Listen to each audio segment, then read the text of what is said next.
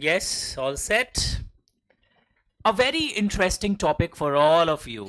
ये वो टॉपिक है जब आप सपोज अगर आप सीए भी कर रहे हैं कई लोग दोनों तीनों कोर्सेज कर रहे हैं सीए सीएमए सीएस सीए हो जाने के बाद सबका एक सपना होता है मैं बड़ी कंपनी का ऑडिटर बनूं या एक और सपना होता है दोनों में से एक मैं बड़े कंपनी का ऑडिट करूं सर बनूं और करूं में क्या फर्क है can anyone tell me CA in practice एक होता है मैंने बताया था पहले भी कभी लाइफ में CA in employment CA in service जिसको आप बोलते हो सुनते होगे ना कई भाई बहन बड़े बड़े कंपनी में जॉब करते हैं और कई लोग का एटीट्यूड होता है हम किसी के अंडर में काम नहीं करेगा हम अपना खुद का फर्म खोलेगा पार्टनर लोग हैं हम लोग फ्रेंड लोग हैं तो there are two types of approach तो इस क्लास में आप बहुत इंटरेस्टिंग चीज पढ़ने वाले हैं in fact I really love this class section number बहुत फेमस है एक दिन आप मेरे से पढ़ोगे कौन ऑडिटर बन सकता है कौन ऑडिटर नहीं बन सकता है ऑडिटर क्या क्या टाइप का काम कंपनी को नहीं कर सकता है वो बहुत फेमस सेक्शन है सेक्शन 141 144 कभी सुने होंगे आप एक दिन सुनोगे आप और आज आप पढ़ने वाले हैं हमारे से एक बहुत बेहतरीन section that is section number 139 just started पहला दो क्लास किया है पहला मतलब इसके पहले जब भी आप इंट्रो क्लास किया सेक्शन 139 ये स्टैट्यूटरी ऑडिटर मैंने अब कई बार बोला आपको बताते हुए कॉस्ट ऑडिटर भी होते हैं सेक्रेटरियल ऑडिटर भी होते हैं टैक्स ऑडिट भी होता है इंटरनल ऑडिटर भी होता है हमारा आज का डिस्कशन किसके अपॉइंटमेंट से रिलेटेड है स्टैट्यूटरी ऑडिटर ये कौन होते हैं यूजुअली चार्टर्ड अकाउंटेंट इन लोग क्या करता है इन लोग फाइनेंशियल स्टेटमेंट्स का ऑडिट करता है whether they are showing very good batch true and fair view क्या ये financial statements true and fair view दिखला रहे हैं या नहीं दिखला रहे हैं जल्दी बैठिए इधर आ जाओ भाई पहला क्लास किया हुआ है ओह गुड हम तो इतना दिन ग्रुप में दुहाई दे रहा है करके आओ कई लोगों को इरिटेटिंग भी लगता होगा इनको क्या है फीस दे दिया ना ओके तो just started nothing to worry chartered accountant लोग फाइनेंशियल स्टेटमेंट्स का ऑडिट करते हैं मेरे मुंह से आपने पहले भी सुना था और वो एक ओपिनियन देते हैं whether financial statements are showing true and fair view क्या आप एएस का कंप्लायंस कर रहे हैं क्या आपके यहाँ कोई over statement under statement income expense asset liability का तो नहीं है अरे शेड्यूल 3 के अनुसार है ना अगर कंपनी फॉर्म ऑफ एंटिटी है ये सब चीज का ऑडिट होता है फाइनेंशियल स्टेटमेंट ऑडिट में ओके तो आज हम बहुत इंटरेस्टिंग पार्ट करने वाले हैं सेक्शन बहुत फेमस है जैसे आपको याद है मैं सारे सेक्शन याद करने नहीं बोलता हूं अगर आपने कभी मेरे से लाइफ में इंडियन कॉन्ट्रैक्ट एक्ट पढ़ा होगा मैंने एक सेक्शन नंबर 10 की दुहाई जगह जगह आपको दी थी सेक्शन 17 की दुहाई दी थी फ्रॉड खतरा संभल के रखना कोई तेरे साथ फ्रॉड ना कर ले तो ये सब कुछ कुछ बातें बहुत इंपॉर्टेंट होती है वैसे ही यहां पर आप देखोगे सेक्शन नंबर 139 ये स्टैट्यूटरी ऑडिट से रिलेटेड है look at the chapter number someone is late कि आज हम बहुत इंटरेस्टिंग पार्ट देखने वाले हैं कि वैसे आपको पता है ऑडिटर्स कहां अपॉइंट होते हैं शेयर होल्डर्स मीटिंग में ऑडिटर अपॉइंट यूजुअली कहां होते हैं मैंने यूजुअली बोला कभी कभी आप देखोगे ना बोर्ड ऑफ डायरेक्टर्स भी अपॉइंट करता है पर यूजुअली ऑडिटर्स कहां अपॉइंट होते हैं एजीएम में ओके एंड अगर कोई ऑडिटर समय से पहले मर जाए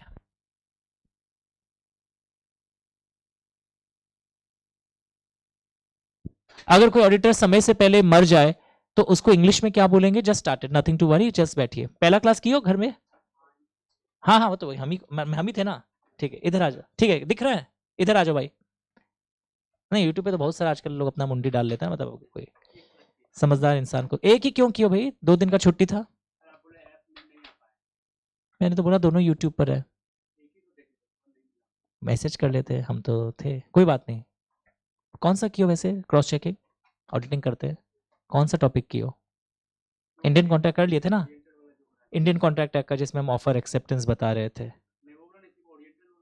ओरिएंटल ओरिएंटेशन नहीं मेन 2 क्लास किए ही नहीं अच्छा कोई बात नहीं समझ में आएगा कोई टेंशन मेरे से पढ़े हो पहले कुछ अच्छा कोई बात नहीं ये चैप्टर में ये खोलो हेल्प करना इसको इसलिए मैं चाह रहा था सबका देखा हुआ टॉपिक को इतनी बार रिमाइंडर्स दिया था व्हाट्सएप ग्रुप में हो आप हैं कहीं नहीं हो अच्छा अच्छा वहाँ से एक्चुअली लेट खबर आता है 4-10 दिन बाद ठीक है कोई बात नहीं लुक एट द स्क्रीन्स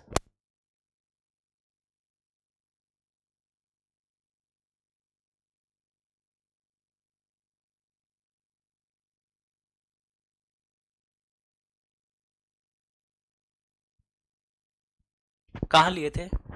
इधर आइए, लुक एट द स्क्रीन्स। एक मैसेज आया होगा, तुम शायद अननोन नंबर देख के खोला नहीं होगा, उसमें व्हाट्सएप ग्रुप का लिंक भी गया है, ईमेल में भी गया है। हाँ चेक कर लेना, चेक कर लेना। चलिए, ऑल सेट। सीए मतलब जानता है ना, नाम सुना है सीए, ठीक है। फाइनेंशियल स्टेटमेंट्स का ऑडिट करेगा, weather financial statements true and fair view दिखला रहे हैं या नहीं दिखला रहे हैं। अकाउंट्स टीचर से सुना है ये वर्ड? क्या देखता है इसमें हम लोग? एएस देखता है, अकाउंटिंग स्टैंडर्ड या इंड एएस अगर हमारे ऊपर लागू है वो कंप्लाई हो रहा है क्या, शेड्यूल 3 के अनुसार है ना, कोई आपने इनकम एक्सपेंस या एसेट लाइबिलिटी बढ़ा चढ़ाकर या जानबूझ के गिराकर ना दिखला दी हो। आज हम लोग पढ़ रहे हैं सीए लोग बड़ी बड़ी कंपनी में, जब तुम बनने वाला है, बस कुछ ही महीनों का बात है, ऐसा सोचो, तो जब तुम सीए बन जाएगा तो तुमको अपॉइंटमेंट कैसे किया जाएगा? या तो तुम कहीं नौकरी कर सकता है जाके, तब तो कहानी खत्म। पर अगर तुम कोई प्रैक्टिस में है, लोगों का ऑडिट करता है तुम, तो तुम्हारे लिए क्या नियम कानून है? तो मैं नेक्स्ट 4 मिनट बुक यूज नहीं करूंगा। मैं आपको यहां पर देखो, एक व्हाइट पेज होगा, तुम्हारे भी होगा ना। मैं थोड़ा बड़ा बड़ा लिख रहा हूं हाथी की तरह, तुम छोटा छोटा समझ के लिखना, पहले मेरा ऑब्जर्व करते रहो। एक सिंपल सिंपल बातें कर रहा हूं। सपोज मेरा नाम है अमित बछावत, सपोज नहीं, मैं ही हूं। ओरिएंटेशन में हम ही थे ना, पता चलेगा, वो भी नहीं देखा। तो सपोज मैं अमित बछावत हूं, मैं सीए इन प्रैक्टिस हूं। सपोज एग्जाम्पल में, वैसे मैं सीए हूं पर प्रैक्टिसिंग नहीं हूं, अलाउड नहीं है, अगर मैं फुल टाइम टीचिंग में हूं आई कैन नॉट प्रैक्टिस। तो मैं अमित बछावत हूं, मैं सीए इन प्रैक्टिस हूं। प्लीज ध्यान से सुनना, कॉपी मत करना। तुम लोग एग्जाम में पूरा नाम मत लिखना, ए बी लिखना, हाँ, वरना अल्फाबेट मेरा इतना लंबा है, आपका पूरा टाइम खा जाएगा। तो मुझे रिलायंस इंडस्ट्रीज का ऑडिट करने का मौका मिला है, मुझे नीता भाभी ने बुलाया, अमित जी आइए ना एक बार, हमारा ऑडिट आप कर लीजिए। तो एक सीए इंडिविजुअल जो होता है, जो मैं अपने नाम में प्रैक्टिस कर रहा हूं, तो मुझे एक टर्म मिलता है एज एन ऑडिटर, ठीक है। और ये term, what is meaning of one term? जैसे एक बात बताना, प्राइम मिनिस्टर ऑफ इंडिया कितने साल के लिए अपॉइंट होते हैं? थैंक गॉड पता था, वरना एक दूसरे बैच में तो पूछे थे सर, कोविड बैच सिविक्स था नहीं हमारे। तो वन टर्म ऑफ ऑडिटर कितने साल के लिए? ओके, तो ये वन टर्म मुझे मिला, ये है वन टर्म, इस गोला को मैं बोल रहा हूं वन टर्म 5 इयर्स का। अब ये ओवर हो गया one term. Next 5 years, for next 5 years AB cannot be appointed in Reliance Industries Limited। समझ में आ रहा है? यानी एक सीए को आजकल एक नियम कर दिया गया, मैं लॉजिक दूंगा, अभी कॉपी मत करना तुम लोग। वन टर्म मिलता है ऑफ 5 कंसेक्यूटिव इयर्स, इस साल के एजीएम में उसे अपॉइंट किया जाता है और 6वें साल के एजीएम में हटाया जाता है। सर तो 6 हो गया ना, आ रहा हूं। वन टर्म इंडिविजुअल को मिलता है, और फिर मैंने लिखा for next 5 years he can not be appointed. ठीक है, सुना ना, कॉपी मत करना, इसीलिए बोल रहा रॉन्ग है। अब देखो नेक्स्ट नाम, बस अमित बछावती है, पर इस बार नाम है AB एंड एसोसिएट्स, मतलब कि हम कोई फर्म बना लिया, आर यू अंडरस्टैंडिंग? या AB LLP, हम कोई LLP बना लिया।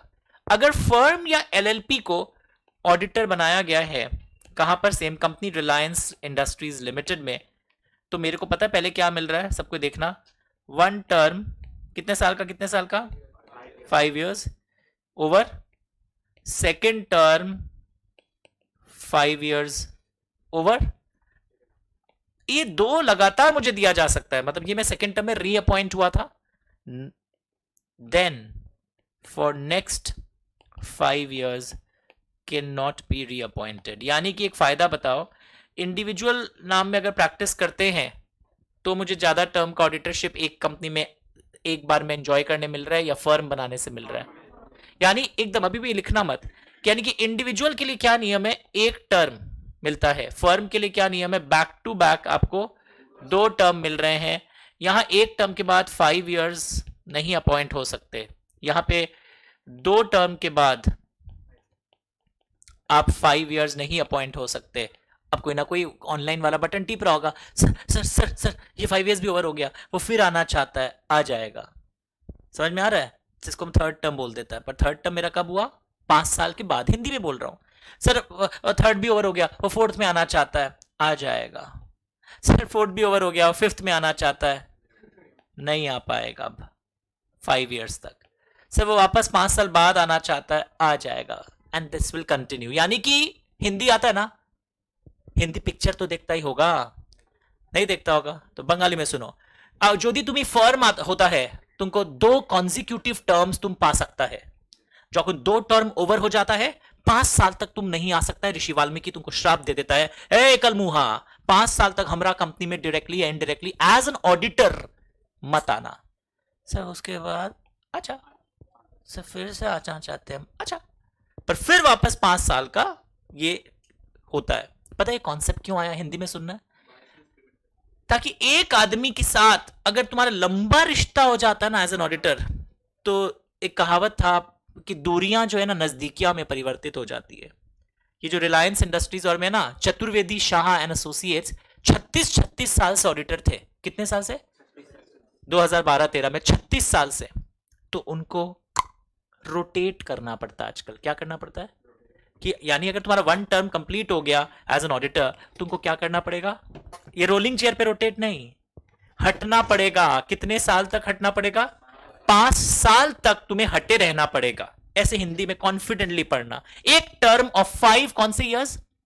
बोल बोल बोल कंजिक्यूटिव ईयर्स। हम बार बार मोटिवेट कर रहा है। बाद में तू मैंने इंटरव्यू देगा यूट्यूब पे आंख में आंसू लेके, I was an average student but I started earlier than others and therefore now I have cleared my finals earlier than others.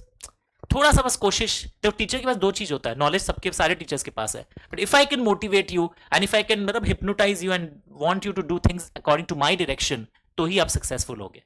हाँ, उसका आपका भी ट्रस्ट होना चाहिए। अगर नर्वस होते रहोगे क्या पढ़ा पाएंगे हमको, तब मत पढ़ो भैया। आस्था और पढ़ाई विश्वास से आता है, वरना मत पढ़िए, दूसरे मंदिरों में जाइए, मतलब दूसरे कोचिंग सेंटर्स जाइए जहां पढ़ के आपको अच्छा लगे। ओके, तो individual CA is appointed for, जल्दी बोलो, individual CA is appointed for 1 term of 5 consecutive years from first AGM till the 6th AGM, तभी तो 5 साल आता है। And then for the next 5 years, जैसे इंडिविजुअल सीए का नेक्स्ट 5 years ओवर होता है, नेक्स्ट 5 years तक वो auditor in the same company. लड़का बोलता है अपना वर्ड में लिखेंगे, बोला लिख, after 1 term is over he cannot act as auditor in any company for 5 years। Any company कर देगा तो क्या भूखा मरेगा वो? हाँ, सेम कंपनी में वो 5 साल तक एज एन ऑडिटर काम नहीं कर सकता है। आपने ज्यादा येलो कर दिया, थोड़ा कम करिए। he cannot act as an auditor in the same company for how many years? 5 years। is it okay? और फर्म में क्या है? he can be reappointed for the second term consecutively and after 2 terms are over he cannot be appointed in the same company for how many years? मन में ईमानदारी है? अरे जो भी धर्म को मानते हो, मंदिर मस्जिद गिरजाघर, आंख बंद करके इसको पहले सेट करो। कॉपी नहीं करने देंगे, पहले सेट करो। ऐसा सेट करो कि तुम अपने अपने इलाका में खुद पढ़ा सको। कुछ पढ़ाई से मजेदार मजा अगर आ जाए ना तो आराम से इजी हो जाता है। अभी अंग्रेजी दिखाता ना कुछ समझ में नहीं आता, हिंदी समझ में आ गया ना। आप अगर इंडिविजुअल हैं, एक तरफ एक आंसर है, एक अगर आप फर्म या इंडियन एलएलपी भी सीए के रूप में बन सकता है as an auditor. Indian individual के लिए क्या है? आपको एक टर्म ऑफ 5 consecutive years की अवधि मिलेगी। ये 5 साल खत्म होने के बाद आप नेक्स्ट 5 साल तक इस सेम कंपनी में डायरेक्टली या इनडायरेक्टली एज एन ऑडिटर। पर फर्म और इंडियन एलएलपी को आपको एक टर्म के बाद सेकंड टर्म भी हाथों हाथ मिल जाएगा 5-5 साल का। पर सेकंड टर्म खत्म होने के बाद कितने साल तक? देख के बताओ कितना साल? ऋतिक रोशन से ऑडिट मत पढ़ना, उसकी 6 उंगली है ना, वो बोलेगा देख के बताओ, और आप भावुक हो जाएंगे। दुनिया बहुत जालिम है, बहुत जालिम है दादी, सर ने रॉन्ग पढ़ा दिया। तो याद रखिएगा, for 5 years he can not be appointed. फिर 3-4 वापस हो सकता है, फिर 5 years। तो इसको क्या बोलते हैं? Rotation. What is this concept call? और ये पता है क्यों आया इंडिया में? क्यों आया पता है? यूएस से बहुत चीज कॉपी होके आया था उस साल 2013 में। यूएस में एक एक्ट था, मैंने आपको बताया था फर्स्ट क्लास में। मेरे स्टूडेंट्स इंटरव्यू लेते हैं आज, ईवाई में मेरा बहुत सोर्स है। सर हमारा करवा दीजिए। हाँ, अगर रैंक आएगा तो हम आपका वो रिकमेंडेशन आगे करवा देंगे, ये मेरा वादा है। ईवाई में, बाकी कंपनी का हम झूठ मूठ क्यों बोले, मेरे ईवाई में जान पहचान है, मेरे स्टूडेंट्स वहां घुसे हुए हैं। तो ये क्वेश्चन है ईवाई का, एक इंटरव्यू का क्वेश्चन लीक कर देता हूँ। एक स्टूडेंट को पूछा, सपोज डीके जी गए वहां पर इंटरव्यू देने, DK your name? Sir Dhirendra Kumar Singh. Good. Can you tell me DK what is SOX? क्या पूछा इनको? What is SOX? अब डीके जी को आंसर तो आता नहीं है, इस स्कैनर पर के पास हुए थे सपोज, पहले बहुत देर सोचे स्पीक अप से समथिंग, तो लास्ट में पता है क्या बोलते हैं, सर मौजा ही मौजा। बोल मत देना, वहां जूता मारेगा। मोजा मोजा सॉक्स तुम मोजा पहनने वाला समझ लियो। सॉक्स क्या है बताइए? आदमियों के नाम है, सार्बेन्स, सड़ा हुआ नहीं, सार्बेन्स। कई लोग बोलते हैं क्या जनावर नाम रखे हैं माँ बाप, उपाय नहीं है। सार्बेन्स एंड ऑक्सली लोग महापुरुष थे दो, ऐसे बोल रहा हूं। यूएस में ना बहुत बड़ा फ्रॉड हुआ था एनरॉन कंपनी में 2001 में। तो ये सार्बेन्स एंड ऑक्सली ना फ्रॉड प्रिवेंट करने के लिए, हिंदी तो आता ही होगा, फ्रॉड को रोकने के लिए यूएस में एक बड़ा सा एक्ट बनाए थे। उसमें कॉन्सेप्ट आया था, ये जो ऑडिटर लोग ही गफला करता है आजकल क्लाइंट के साथ मिलके, तो इन लोगों को ना रोटेशन करवाओ, जैसे हम समझाया ना आपको। तो ये रोटेशन का जो कॉन्सेप्ट है हमारे कंपनीज एक्ट में सेक्शन 139 में क्यों आया? सर सिलेबस में था इसलिए आया। नो, ये आया ताकि हमारे ऑडिटर इंडिपेंडेंट रहें।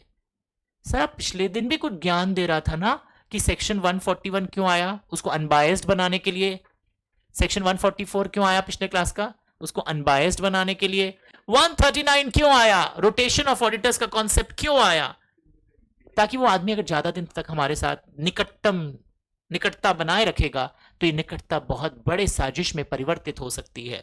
इतिहास साक्षी है कि जब जब बड़े कंपनियों में फ्रॉड हुआ है और पोस्टमार्टम हुआ है और भांडा फूटने पे यही पता चला कि सीए लोग भी ओके, हम नहीं, हम इसीलिए प्रैक्टिस छोड़ दी, प्रैक्टिस करते नहीं हम। तो डिड यू अंडरस्टैंड? हाँ, नो कमेंट्स। तो देखिए, सार्बेन्स ऑक्सली एक्ट, सार्बेन्स ऑक्सली एक्ट, अब समझ में आया? इंटरव्यू का क्वेश्चन है ईवाई का, what is SOX? Can you tell some recommendations of SOX which have been used in companies act? The coaching centre did not do this, they did MTP RTP past exam questions. अरे वो तो अपने आप खून में आ जाता है, अगर कॉन्सेप्चुअली सॉलिड बनोगे पैसा भी मिलेगा। तो did you understand Sarbanes Oxley Act? Hindi तो आता होगा, कई लोग सिंपैथी लेता है, हम हिंदी मीडियम से, हिंदी मीडियम के स्टूडेंट्स भी ऑल इंडिया फर्स्ट सेकंड आए हैं, क्या बात करते हो? तो इसलिए सार्बेन्स ऑक्सली एक्ट क्या कॉन्सेप्ट है समझ में आया कि रोटेशन का कॉन्सेप्ट जो है, आपको इतना इतना टाइम पर रोटेट करना, मतलब आप उस कंपनी में ऑडिटर के रूप में नहीं रह सकते। पता मैं एक चीज को बार बार बोलता है, क्यों सीखा बताता है। जब हम भी स्टूडेंट था उसमें तो लॉ के ट्यूशन कलकत्ता में होते ही नहीं थे, आई स्टार्टेड। पर बाकी सब्जेक्ट्स में कई बार क्या होता है, नेचुरली नींद आ जाता है, इंसान है ना अपने लोग। तो जब 3-4 बार बोलते हैं, एक बार आंख खुला है ना वापस सुनाई दे देगा। सेम कंपनी में वो एज एन ऑडिटर नहीं बन सकता। Is it okay till this stage? चलिए, तो यही सब बातें यहाँ पे डायग्राम में भी आपको दिखेगी, सेम टाइप की बातें दिख रही है आपको बच्चा लोग? हम 2 मिनट चुप है, सो दैट्स वेरी गुड। अच्छा, मैंने कितने टर्म के लिए आपको बोला अपॉइंट किया जाता है, जल्दी बोलो, पहले बोलो 1 टर्म। कई लोग होशियार, ओ कई लोग इतने चीप है, firm are appointed for 10 years। कौन बोला तेरे को ऐसा बोलने? 1 term of 5 consecutive years बोलोगे। For second term they may be reappointed, जरूरी नहीं है कि उसी को रीअपॉइंट करना होगा। समझ पा रहे हैं तुम लोग मुंह खोल के? अच्छा, एक वर्ड पक्का समाज में सुना होगा अगर फाउंडेशन पास हो, या उसमें भी था, कॉमर्स में भी था, गवर्नमेंट कंपनी, नाम सुने? ओएनजीसी, भारत पेट्रोलियम, कोल इंडिया लिमिटेड, सेल, भेल, गेल। तो गवर्नमेंट कंपनी का जो ऑडिटर होता है ना, वो 5-5 साल के लिए अपॉइंट नहीं होता है। अरे शाबाश, उन लोग कितना साल के लिए? हर साल 1-1 साल के लिए अपॉइंट होता है। गवर्नमेंट कंपनी का ऑडिटर कैसे अपॉइंट होता है? तो सुबह से जो ज्ञान आप यहाँ पर दे रहा था वो किसके लिए था? नॉर्मल, रिलायंस इंडस्ट्रीज लिमिटेड वो एक नॉन गवर्नमेंट कंपनी है, Aditya Birla corporation limited, Tata group की कंपनीज, वो सब क्या नॉन गवर्नमेंट कंपनी है। गवर्नमेंट कंपनी होता क्या, थोड़ा बताइए ना। बचपन में पढ़े थे, 51% paid up share capital, equity preference सब मिला के, या तो सीजी या एसजी या दोनों मिलकर होल्ड करते हो, या आप एक नॉर्मल कंपनी हो। ओ, पर आपके जो पापा जी है ना, होल्डिंग कंपनी है ना आपकी जो, वो एक गवर्नमेंट कंपनी है।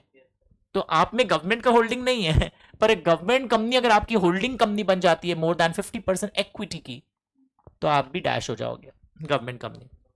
मैं थोड़ा सा टच कर दिया, कोई एकदम ही भोला वाला बच्चा हो तो नहीं पता हो। तो look at the screen everyone, सब स्क्रीन देखो जल्दी से। यहां पे क्या लिखा हुआ है?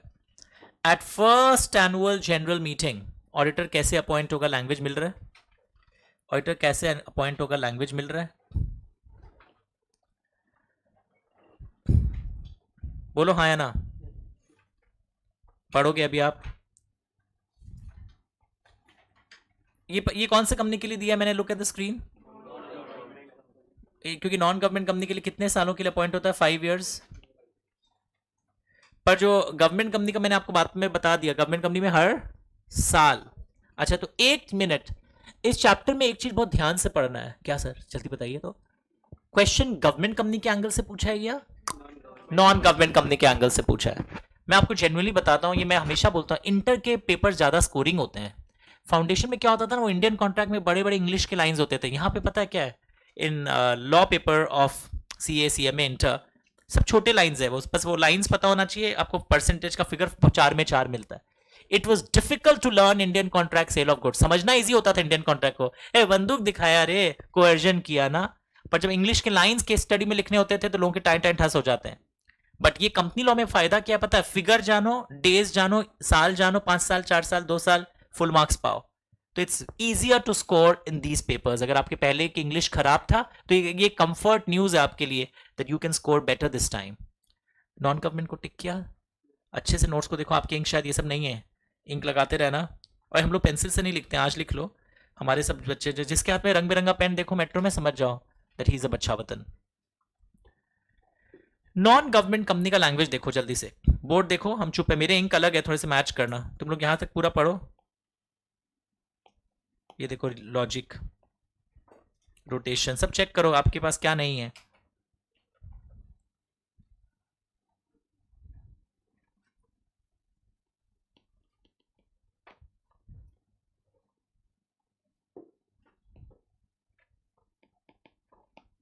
मैं 2 मिनट चुप हो गया, सब हो गया। सेम कंपनी को मैंने इंक अलग लगाया, देखो। Same company is a very important word. एक जगह इंक नहीं लगाया था, लगा देना। फुल पेज करो बच्चों के लिए, हाँ याद करो।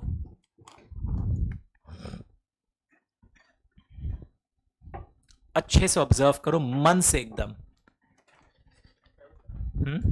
हो गया नहीं?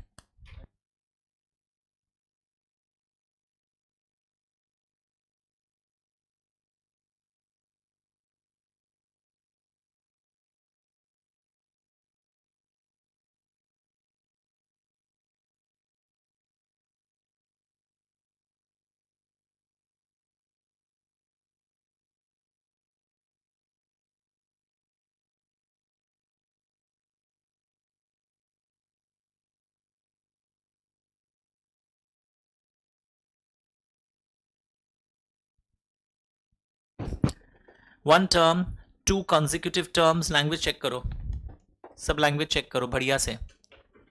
मैं मोटिवेट कर रहा हूं, ये 1 महीना ही डिसाइड करेगा। सर कैसे, अभी तो एग्जाम में बहुत देरी है। ये this 1 month will decide who is going to pass the next level. हम आपको भविष्यवाणी करते हैं, ये 1 महीना अगर ऐसे धीरे धीरे भी खेलते खेलते कंसिस्टेंटली पढ़ लिया तो आप आराम से 1 महीना आगे हो गए आप दूसरों से। लिख रहे वर्ड्स चेक करो प्लीज। सब जो बोला वही है ना पूरा? 2 कंसेक्यूटिव टर्म्स लिख लिया। देन इजी लैंग्वेज लिख देते हैं, then a break of 5 years। इसका मतलब क्या है? इन द सेम कंपनी में आप नहीं आ सकते। ये भी लिखवा दिया था, किसी का इंग्लिश खराब हो ना, डरे नहीं पैराग्राफ्स देख करके। और एक एक टर्म कितने साल का है भैया? 5 consecutive years। 5 consecutive years।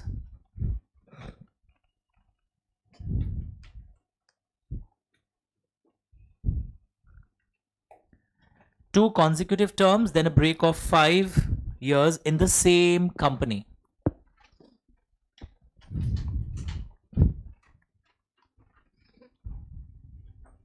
पक्का? अब सुनो, ऑडिटर्स नॉर्मली कहां अपॉइंट होते हैं अगर आपको याद हो?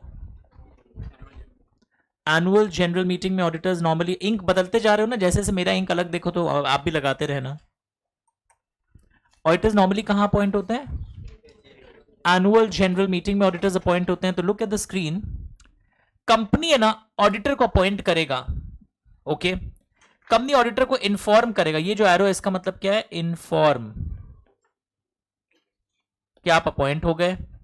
कंपनी आरओसी को भी इन्फॉर्म करेगा, कितने दिनों के अंदर? 15 दिन ऑफ एजीएम, जहां पर ऑडिटर अपॉइंट होता है वहां से 15 दिन के अंदर वो आरओसी को भी इन्फॉर्म करेगा और एक फॉर्म जमा देगा ADT1 with ROC.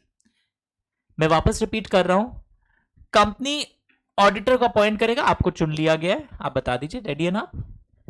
Company ROC को इन्फॉर्म करेगा, और ये डेज पे एमसीक्यू आता है, ये 30 डेज नहीं है, ज्यादातर एमसीक्यू लिखना। एमसीक्यू कहां कहां आ रहा है ना, वो भी मैं पढ़ाने के दौरान ही हथौड़ा मारते जा रहा हूं। कंपनी आरओसी को भी इन्फॉर्म करेगा within 15 days of AGM where auditor is appointed, यानी जिस एजीएम में ऑडिटर अपॉइंट होता है वहां से 15 दिन के अंदर। फॉर्म का नाम क्या है? ADT1। सर नाम ऐसा क्यों पड़ा? Appointment of auditor. ADT is the short form for auditor, AUDITOR। तो ज्यादातर सारे फॉर्म्स, ये फॉर्म्स ऑनलाइन जमा होते हैं ना, कौन से पोर्टल पे जमा होते हैं पता किसी को? तो ये फॉर्म जमा होगा 15 दिन के अंदर। Is it okay? जब भी आप ऑडिटर एजीएम में अपॉइंट करेंगे, याद रखना, एजीएम में जब ऑडिटर अपॉइंट होगा, मैं हर ऑडिटर का नहीं बोला, जब एजीएम में ऑडिटर अपॉइंट होगा तो आप इन्फॉर्म करेंगे आरओसी को within 15 days of AGM where the auditor is appointed. Form ADT1 आप कहां जमा देंगे? आरओसी को जमा देंगे। पक्का एवरीवन? सो सेक्शन 139 आप नॉन गवर्नमेंट कंपनी का टेन्योर समझ गए। शॉर्ट में अगर आंखों में बस गया होगा, 1 टर्म मिलता रहे, उसके बाद क्या होता है यहां लिखा नहीं एक line, then a break of 5 years। Sir 2 terms के बाद ब्रेक होता है ना 5 years का, वो फर्म और इंडियन LLP के लिए होता है। और वो भी ब्रेक का मतलब क्या है हिंदी में बताओ? हाँ सर, तो कोई ऑडिटर का काम वो नहीं करेगा जीवन में आप कभी। वेरी गुड, हमारे बच्चे होशियार है। इन द सेम कंपनी ही can not be appointed as auditor. Is it fine with everyone? मैं बार बार बोल रहा हूं, ये सब जो लोग लाइन नहीं लिख रहा ना, हम समझ गया है, बाद में भूलेगा। छोटी छोटी कोशिश से आप अलग लेवल पर जाते हैं। आगे बढ़ो। Very good. और ये कॉन्सेप्ट आया क्यों? सार्बेन्स-ऑक्सली एक्ट के कारण, याद है? Socks effect. और ये भी याद होगा, ये क्या नाम है, इसको और एक नाम से बोलते हैं, एक तो रोटेशन बोलते हैं, और एक वर्ड सुनना है इसके लिए, कूलिंग पीरियड। ये 5 साल के पीरियड को हम लोग कूलिंग पीरियड भी बोलते हैं, कि ये कूलिंग पीरियड मतलब इस पीरियड में आप ऑडिटर नहीं अपॉइंट हो सकते। So after the above 5 year gets over, cooling period get over, he may be reappointed in the same company। पहले बताओ यहां तक एकदम ग्रिप में? किसी को भी डाउट है? Very good. अब इधर आओ, एक बार वापस जाएंगे हम लोग उस वाले में भी, एक बार इधर आओ। रोटेशन ऑफ ऑडिटर कहीं दिख रहा है आपको भी? खोजो अपने अपने किताब में, लेआउट अलग होगा, अगले पेज में होगा। For which company rotation of audit is not compulsory? For which company rotation of audit is compulsory? ए बच्चा, मतलब क्या रोटेशन ऑफ ऑडिट का मतलब? सर वो जो आप 5 साल का ब्रेक देने बोले थे ना सर, सेम कंपनी में आप रीअपॉइंट नहीं हो सकते। कौन से कंपनी में ऐसा कोई दरकार नहीं है? ओपीसी एंड स्मॉल कंपनी में गुड न्यूज है कि ओपीसी एंड स्मॉल कंपनी में, नाम सुना होगा फाउंडेशन लेवल पर या बीकॉम लेवल पे। स्मॉल कंपनी एक टाइप की प्राइवेट कंपनी होती है जिसमें कुछ लेवल्स आपके क्रॉस ना हो, capital, paid up capital and turnover के, दोनों चीज चेक करना होता है। ओपीसी भी एक प्रकार की प्राइवेट कंपनी होती है जिसमें एक ही शेयर होल्डर होता है, they are registered as OPC, बहुत कुछ था। और तो बोलते हैं for which company rotation of audit is not compulsory? कौन से कंपनी के लिए रोटेशन कंपल्सरी नहीं है? OPC and small company. For which company rotation is compulsory? Listed company में कंपल्सरी है। लैंग्वेज दिख रहा है? लिस्टेड कंपनी में कंपल्सरी है। Unlisted public company, unlisted public company, language मिल रहा है? जिसका paid up share capital 10 crores और मोर हो, वहां पर कंपल्सरी है। ओके। लिस्टेड मतलब तो जानता होगा, भोला चेहरा बना के बैठा है, जो स्टॉक एक्सचेंज पर ट्रेडिंग परमिशन पाया है, लिस्टेड है। अनलिस्टेड पब्लिक कंपनी में भी कंपल्सरी हो सकता है अगर उसकी पेड अप शेयर कैपिटल कितने करोड़ की हो। और प्राइवेट कंपनी में भी, ओ माय गॉड। पर सुनो सुनो, तुम अपने घर में ना, सबके प्राइवेट कंपनी होती है मारवाड़ी घरों में। चाचा जी को जाके, पता है कल क्या बोल रहे हो? चाचा जी अपने उस सीए को हटाइए ना आप। तुम कैसे बात कर रहे हो? शर्मा जी वहीं बैठे हुए थे, वो भी नाश्ता कर रहे थे तुम्हारे घर आके। इनको हटाइए, टाइम हो गया इनका। बोलो क्या सर, 35 साल से काम कर रहे हैं, इनको हटाइए, रोटेशन का कॉन्सेप्ट हो गया आजकल। खाया चाचा जी से मार। तुमको पता है अपना पेडअप कैपिटल कितना है? नहीं चाचा जी, 4 करोड़, गरीब है अपने। 50 करोड़ वाली कंपनी के लिए कॉन्सेप्ट होता है। सॉरी चाचा जी, पूरा नहीं पढ़ा था, हम बस पढ़ लिया था प्राइवेट कंपनी में भी रोटेशन लगता है। ऐसे है ना, घर जाके चमकाना मत आधा नॉलेज। और प्राइवेट कंपनी में भी रोटेशन लगता है आजकल, तुमको रोटेट कर देंगे चाचा जी। प्राइवेट कंपनी हम जान एक्टिंग क्यों किया कि हमेशा वो कंपनी का नाम जैसे देखोगे ना, चाचा चाचू प्राइवेट लिमिटेड, प्राइवेट कंपनी, इसमें भी लगता है। सर बोले थे ऐसी प्राइवेट कंपनी जिसकी पेड अप कैपिटल यहां पर कितनी हो, या ऐसी कंपनी। अच्छा ये और है, और मतलब जानते हो, चारों में से अगर एक भी हो जाए ना, तुम्हारे यहाँ वो 5 साल वाला अभिशाप लग जाएगा कि सेम कंपनी में अपॉइंट करने नहीं देंगे। ऐसी कंपनी जिसकी public borrowings from institutions, banks, language मिल रहा है, और public deposits greater than equal to 50 crore हो। लैंग्वेज देखो, company whose public borrowings, are you getting the words, whose public borrowings from financial institutions, banks or public deposits is greater than equal to 50 crores. Can you get this everyone? ऐसी company whose public borrowings from financial institutions, banks or public deposit is greater than equal to 50 crores. चाहे वो listed हो, unlisted हो, पता जानबूझ के exam में क्या गंदा काम करेगा सुनना है। एक अनलिस्टेड पब्लिक कंपनी, सुन रहा क्वेश्चन देखते रहो, पेड अप कैपिटल 9 करोड़, क्या देगा paid up capital, taken bank loan of 60 crore, तो पूरे बैच का ध्यान कहां रहता है बताओ, 10 करोड़ नहीं हुआ ना सर, इसमें रोटेशन नहीं लगेगा, पर हम एक लाइन बोल दिए, इनका बैंक लोन कितना हो गया, तुम समझ गए, चारों में से किसी एक में भी फंस जाओ और लिखा है तो तुम्हारे यहां रोटेशन का कॉन्सेप्ट लगेगा। अब लो मजेदार एग्जांपल, तुम एक स्मॉल कंपनी हो, कौन सी कंपनी हो, बैंक से लोन ले लिया 60 करोड़, तुम्हारे यहाँ रोटेशन नहीं लगेगा, बिकॉज स्मॉल कंपनी को तो इन्होंने ना चला के लिख दिया था, small company not requirement, rotation of auditors requirement is not mandatory. मतलब ये सब कैपिटल जो है ना, लास्ट ऑडिटेड फाइनेंशियल स्टेटमेंट्स का देखा जाएगा, लास्ट ऑडिटेड, तुम्हारा लास्ट ऑडिटेड में क्या पेड अप कैपिटल है वैसे देखा जाएगा। पब्लिक बोरोइंग्स भी तुम्हारा लास्ट ऑडिटेड क्या चल रहा था उस हिसाब से देखा जाएगा। क्यूमुलेटिव मतलब क्या बोलना चाह रहे थे, ओ अच्छा, बोरोइंग्स किसका, बोरोइंग्स बैंकों से, इंस्टीट्यूशन से, हाँ जोड़ के देखा जाएगा, अंडरस्टूड। तो वो चीज जोड़ लेंगे हम लोग, बिकॉज वो एक ही पॉइंट के अंदर आ रहा है। तो डिड यू अंडरस्टैंड रोटेशन का कॉन्सेप्ट क्या है, एंड रोटेशन का कॉन्सेप्ट आया क्यों, अरे इंडिपेंडेंस बरकरार रखने के लिए। तो अब है ना, इसमें 3 रूल्स है, आपको पता ना हमारे कंपनीज एक्ट में बहुत रूल्स होते हैं, तो ये एक पॉइंट नंबर 1 में क्या हेडिंग है, तुम्हारे बुक में भी है क्या, तो इसका मतलब क्या पता है, लिख लेना, देयर शुड नॉट बी, एक second, there should not be a common partner, मतलब किसके बीच में क्या कॉमन नहीं होना चाहिए sir, in outgoing and incoming audit firm.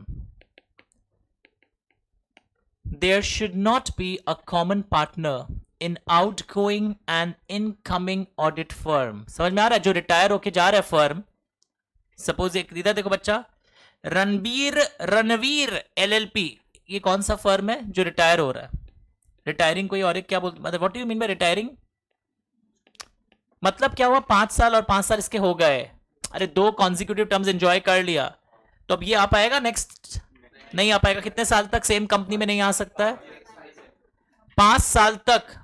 सुनो कई बार क्या होता है, इधर सुनो सबको ही, आप ना कॉपी करने में रह जाएंगे, तो अगर रोक दो कॉपी, क्योंकि हम आगे ना निकल जाए, एक सुन लो फिर कॉपी करने का टाइम दे देगा।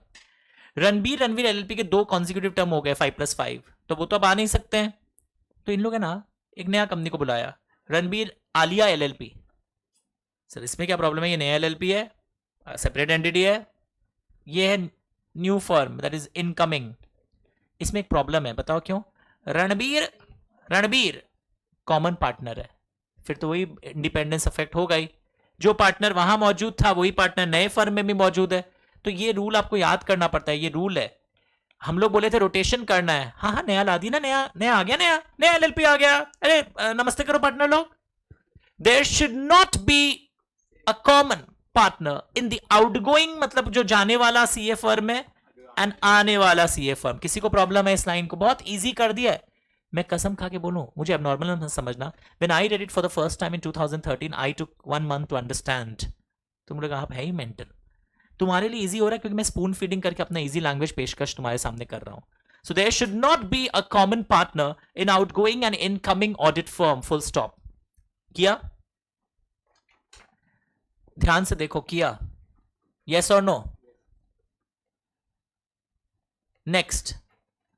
सेम नेटवर्क का मतलब क्या है sir? The outgoing and incoming firm should not belong to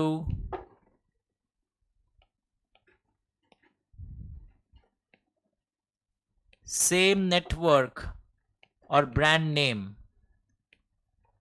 stop writing London statue, London statue, London statue. एक बार लिखना बंद करो. तुम लोग नाम सुने हो पीडब्ल्यूसी? है पीडब्ल्यूसी हैदराबाद मेरा आउटगोइंग फर्म था. सर नया ले आए ना, नया फर्म आया है पीडब्ल्यूसी इंदौर, पीडब्ल्यूसी कोलकाता. तो आउटगोइंग एंड इनकमिंग जो फर्म है, तुमको नहीं लगता सेम ब्रांड के? Outgoing and incoming firm same brand के. यस और no? So outgoing should not belong to the same network or brand name. Same brand name को belong नहीं करने चाहिए. पता ही चल रहा है ना नाम देख कर. और सुनो, कई बार नाम देख के नहीं पता चलता है, पर अंदर से भी, जैसे पीडब्ल्यूसी तो सबको पता है, बट कई बार होता है ना वो एक ही ग्रुप की दो सीए फर्म है, तो वो भी नहीं होना चाहिए, वरना फिर तो आप समझ गए ना नजदीकी. एक मिनट, सपोज मैं था पहले वहां पर, मैं हट जा रहा हूं और सपोज कोई और एक फर्म आ रहा है और तुम लोग को पूरे मार्केट में पता है, अरे इन लोग का तो सब बिजनेस एक ही साथ है, एक ही कोचिंग सेंटर है, तो वो आदमी भी अगर आएगा तो आपको क्या लगेगा? सर जो अमित बच्छार डिसीजन देते हैं वो भी वही देंगे, इन लोग आपस में एक ही है सट्टा बट्टा. तो इसलिए सेम ब्रांड नेम या सेम नेटवर्क को बिलोंग नहीं करना चाहिए. अब लिखो फुल पेज.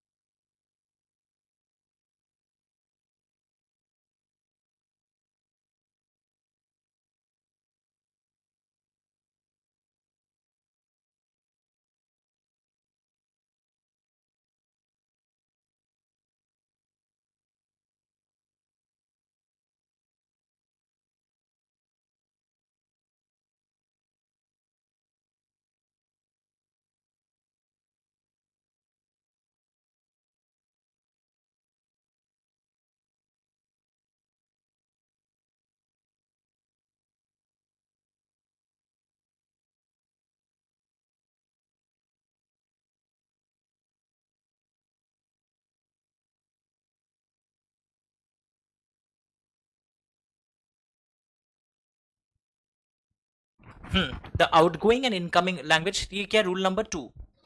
अच्छा ये रूल कौन बनाता है भाई, हमको तो बताओ, पाड़ा का आदमी. अरे रूल्स कंपनीज एक्ट में एमसीए सेंट्रल गवर्नमेंट, ये रूल सब उनके द्वारा बने हुए हैं. यानी जो हम लोग बोलते हैं ना रोटेशन, हम रोटेशन का ही हाई फाई कॉन्सेप्ट दिखा रहा है आपको. हम इतना इंक क्यों लगाया है सर? सुंदर लगता है ना दिखने में? नहीं नहीं नहीं, ताकि तुम्हारे आंखों में should not belong incoming outgoing firm. मतलब मेरा हर कोशिश पता है ऐसा है कि अगर हम स्टूडेंट होता और हम पढ़ता तो हम कैसे कम टाइम में बच्चे को रिटेन करवा के लॉन्गर ड्यूरेशन तक रिटेन करवा पाए. बोल रहा हूं इस बार बहुत स्कोरिंग है. देखो एक एक लाइन है. कॉन्ट्रैक्ट एक्ट में तो कितने पॉइंट्स पढ़ने पड़ते थे. This is easier and scoring. थोड़े से बस फिगर्स ज्यादा होते हैं यहां पर, उसके लिए भी टेक्निक्स है हाउ टू रिटेन. आगे चलो रूल 3 में. अच्छा इसमें क्या बोल रहा है? रणबीर इधर भी है, रणबीर इधर भी है. इसमें हम क्या बोल रहा था? सेम नेटवर्क को बिलोंग नहीं करना चाहिए जाने वाले और आने वाले को. अब इसमें क्या हो रहा है? नेक्स्ट रूल सुनोगे माथा पीट लोगे. इस पेज में आओ, सुनो सुनो सुनो. अभी सब रेडी है ना सुनने के लिए? पहले वो बताओ.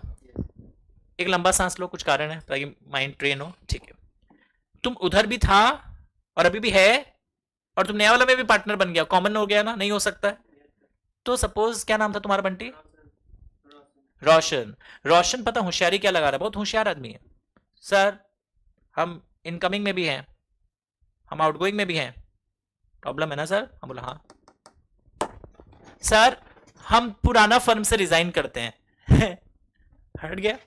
सर अब हम बस इसी में है, अब आप कैसे लगाएंगे रूल वन? रूल वन में क्या था? आप दोनों में नहीं होने चाहिए। तो बेटा होशियार क्या है, हम उधर से रिजाइन कर दिया सर, अब क्या प्रॉब्लम है? तो कानून के हाथ है ना, चोरो है, तुम लोग छोड़ लोगे, सबको पता है कि कानून क्या बोला पता है, कि अगर तुम वहां से रिजाइन करते हो, ये होशियारी में कि अब तो हम वहां नहीं है, तो ये देखा जाएगा कि वहां तुम क्या मेन पार्टनर थे क्या जो साइन किया था फाइनेंशियल स्टेटमेंट? सारे पार्टनर साइन नहीं करते हैं। तो अगर तुम साइनिंग पार्टनर था जो सर्टिफाई किया है और तुम रिजाइन करके खुश हो रहा है, अब तो हम बस यहां हैं, हमको बनवा लीजिए, इस फर्म को बनवा लीजिए, तुम नहीं बन पाओगे। पर तुम वहां कोई ऐसे ही नॉर्मल पार्टनर था, नॉर्मल पार्टनर जो साइन नहीं किया फाइनेंशियल स्टेटमेंट को, वो अगर रिजाइन कर दे और इनकमिंग में दिखाई दे कि वो है अभी भी, और तुम्हारा आधा ज्ञान क्या है, ये कैसे हो गया, वो तो रिजाइन करने से क्या होता है, इधर तो है, पर वो साइनिंग पार्टनर वहां। बेसिकली प्रॉब्लम ये है कि अगर साइनिंग पार्टनर रिजाइन कर भी देना और इनकमिंग फर्म में होकर होशियारी लगाए ना, हम तो वहां नहीं है, पर तुम साइनिंग पार्टनर थे ना। पर अगर कोई एक नॉर्मल पार्टनर हो जो वहां से रिजाइन कर दिया और बस नए वाले फर्म में है, तो कोई प्रॉब्लम, साइनिंग पार्टनर कॉमन नहीं होना चाहिए। एक कदम आगे गए हम लोग, रूल नंबर 3 में पढ़ के देखो। New firm was formed by partner who was in charge and used to sign, that will not be eligible. यानी इन द, लिखना, इनकमिंग फर्म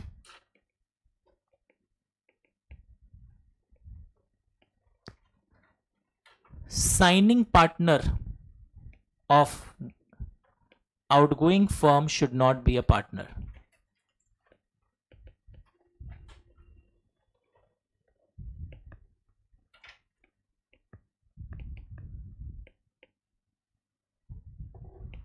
पढ़ के देखो।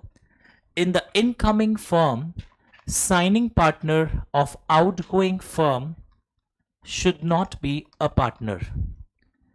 In the incoming firm, signing partner of outgoing firm should not be a partner. In the incoming firm, signing partner of outgoing firm should not be a partner. पढ़ के देखिए। Start reading everyone. In the incoming firm, signing partner of outgoing firm should not be a partner. फर्क देखा, one में क्या था, common partner दोनों में तो होना ही नहीं चाहिए। हम गए ना सर, जाने के बाद भी तुम, पर वहां के अगर साइनिंग पार्टनर थे तो भी तुम फंस गए, सर्टिफाई किए थे वहां पुराना फाइनेंशियल स्टेटमेंट्स तुम्हारे द्वारा, तो तुम इस नए फर्म में भी नहीं हो सकते। समझ में आ गया आपको? यही सब सेम चीज वहां लिखा हुआ है। आई एम नॉट रीडिंग, हो गया, ये भी लिख दो रीडिंग, क्योंकि हम ऑलरेडी अपना लैंग्वेज में एग्जाम्पल के द्वारा पढ़ा दिया। एबीसी नहीं पढ़ना अब। Explained above by 3 rules, ABC में लिखा है मैंने explained above by 3 rules.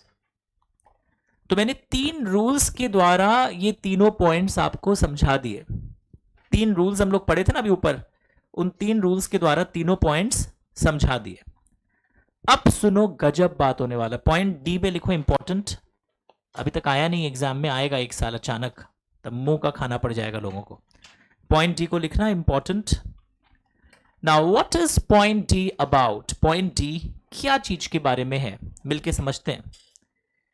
Point D क्या चीज के बारे में है, शुरू करें। नाउ लुक हियर एवरीवन, सबको देखना। फर्म के कॉन्टेक्स्ट में एग्जांपल लेते हैं। फर्म, ये 1 टर्म है ना,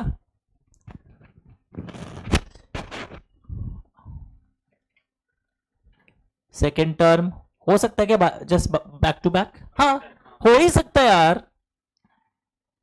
ब्रेक लिया इन लोग 3 इयर्स के लिए, क्या ये वाला टर्म आप ले सकते हैं इन लोग? ब्रेक ले लिया तो very good, thank God, good batch. No, allowed नहीं है, इतना इजी नहीं है। अब देखोगे, अब नेक्स्ट एग्जांपल, फर्म 1 टर्म, ठीक है बच्चा, 1 टर्म के बाद ही ब्रेक ले लिया, अच्छा 2 इयर्स का, ये इसका सेकेंड टर्म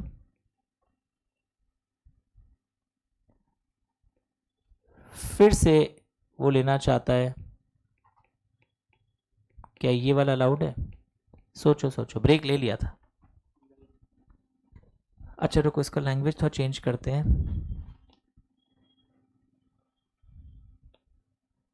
नेक्स्ट टर्म बोलते हैं इसको भी, नेक्स्ट टर्म बोलते हैं। तो मेरा क्वेश्चन है, क्या ये वाला ये ले पाएगा? लेना चाहिए, कौन बोला रे ना मीठा आवाज में? लेना चाहिए, दवाई लेना चाहिए। वन टर्म ब्रेक हो गया, फिर एक नेक्स्ट टर्म लिया, तो लॉ बोलता है this break is not counted, because break भी 5 years का होना चाहिए। Are you understanding what is happening? This next term is counted as second term. ओ बाबा, और फिर ये वाला नेक्स्ट टर्म नॉट अलाउड। समझ में आ रहा है क्यों? ब्रेक तो आया था, बोलते ब्रेक 5 years का होगा तो ही ब्रेक माना जाएगा। तुम 2-3 साल 4 साल ऐसे होशियारी में क्या करते हो ना, रुकिए ना थोड़ा सा ब्रेक लेते हैं, ब्रेक दिखा देंगे ब्रेक हुआ है, फिर इस टर्म को हम क्या मान लेंगे? इस टर्म को हम मान लेंगे फर्स्ट टर्म। वो आदमी सोच रहा है, वो आदमी क्या चाह रहा है कि इस टर्म को क्या काउंट करेगा? फर्स्ट टर्म बेटा, पर ये टर्म एक्चुअली क्या माना जाएगा? सेकेंड, और ये तो अलाउड ही नहीं होगा। नहीं सर, इसको फर्स्ट मानिए ना आप, चुप। ब्रेक था ना इसका, ब्रेक कितने साल का होना चाहिए तभी माना जाएगा कि वो ब्रेक हुआ है। ओ शाबाश, तो इसको ना अच्छे से बनाओ। ये लाइन पता है कहाँ लिखा हुआ था? इधर को इंपॉर्टेंट लिखवाया था कहीं हम?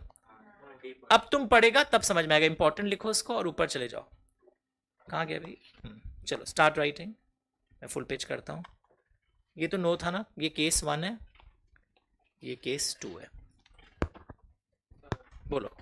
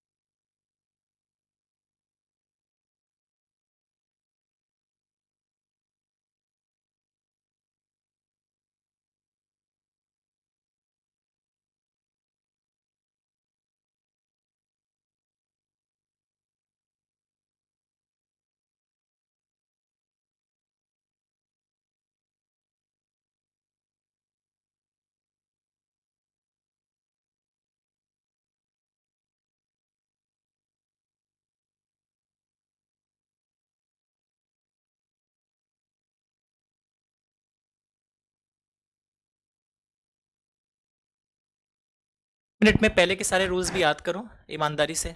Rule 1, rule 2, rule 3।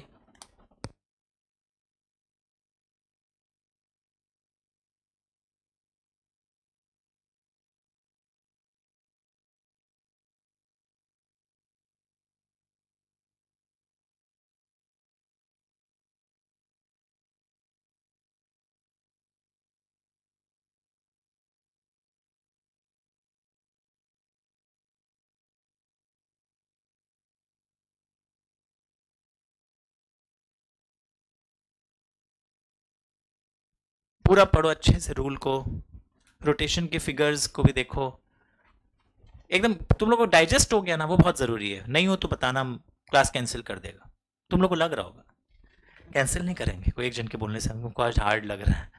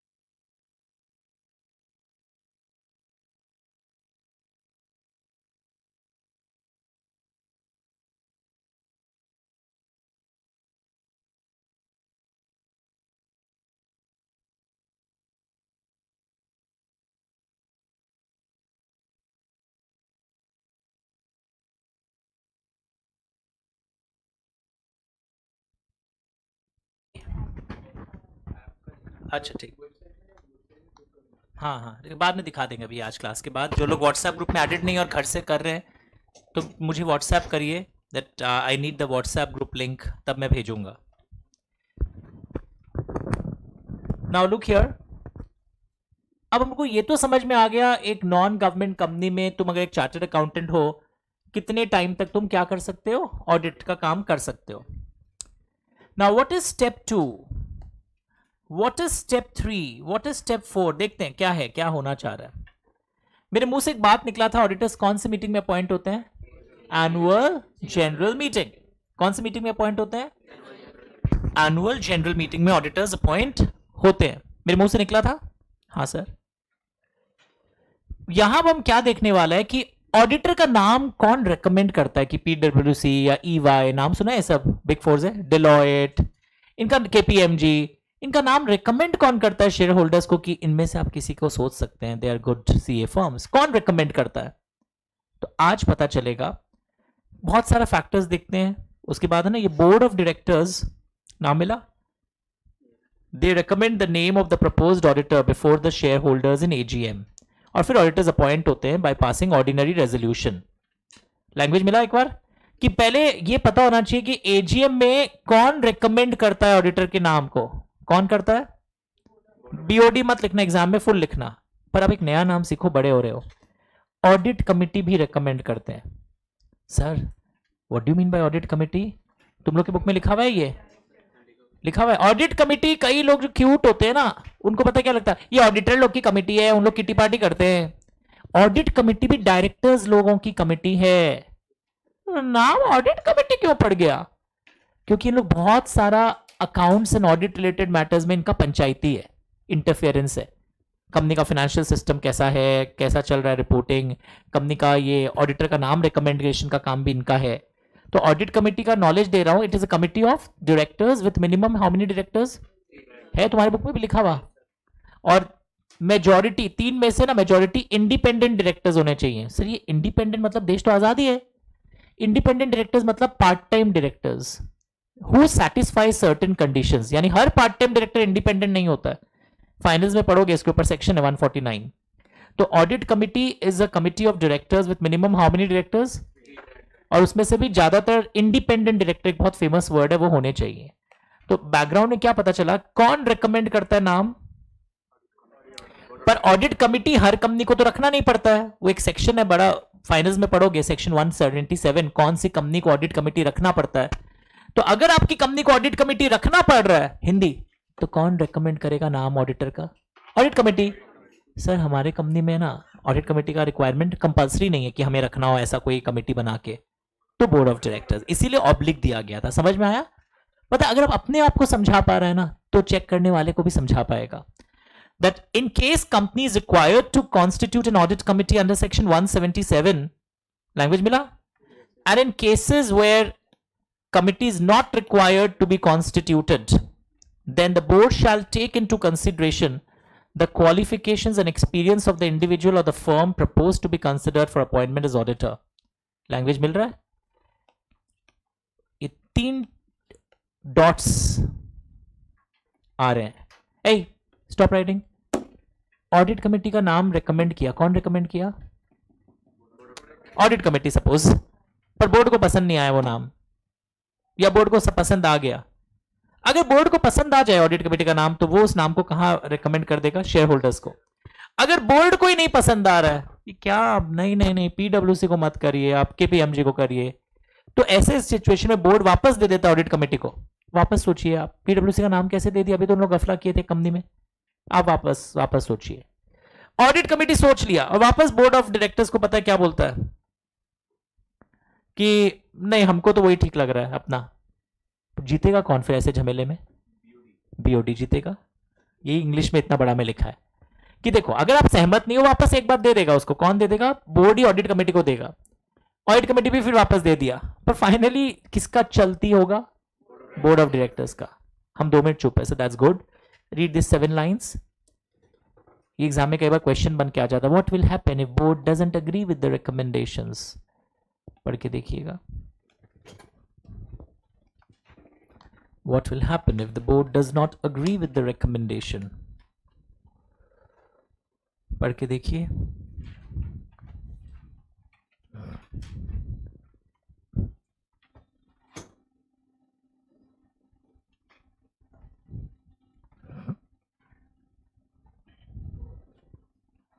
हिंदी करके समझना. हिंदी में लिख लेना. वो वापस दे देगा, फाइनली बोर्ड जीतेगा. ये सब भी लिख लो. पढ़ो.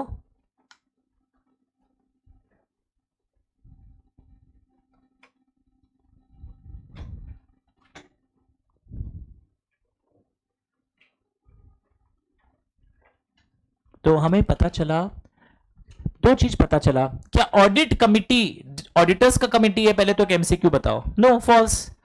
ऑडिट कमिटी क्या हर कंपनी को कंपलसरी होता रखना? नहीं सर. आप एक बोले थे सेक्शन 177 में लिस्ट है, बताएंगे आप शायद नॉलेज के लिए. ऑडिट कमेटी की बातों से अगर बोर्ड सहमत नहीं हो, तो बोर्ड वापस ऑडिट कमेटी को बोल सकता है, और ऑडिट कमेटी भी वापस बोल सकता है नहीं, हमको तो मेरा ही सही लग रहा है.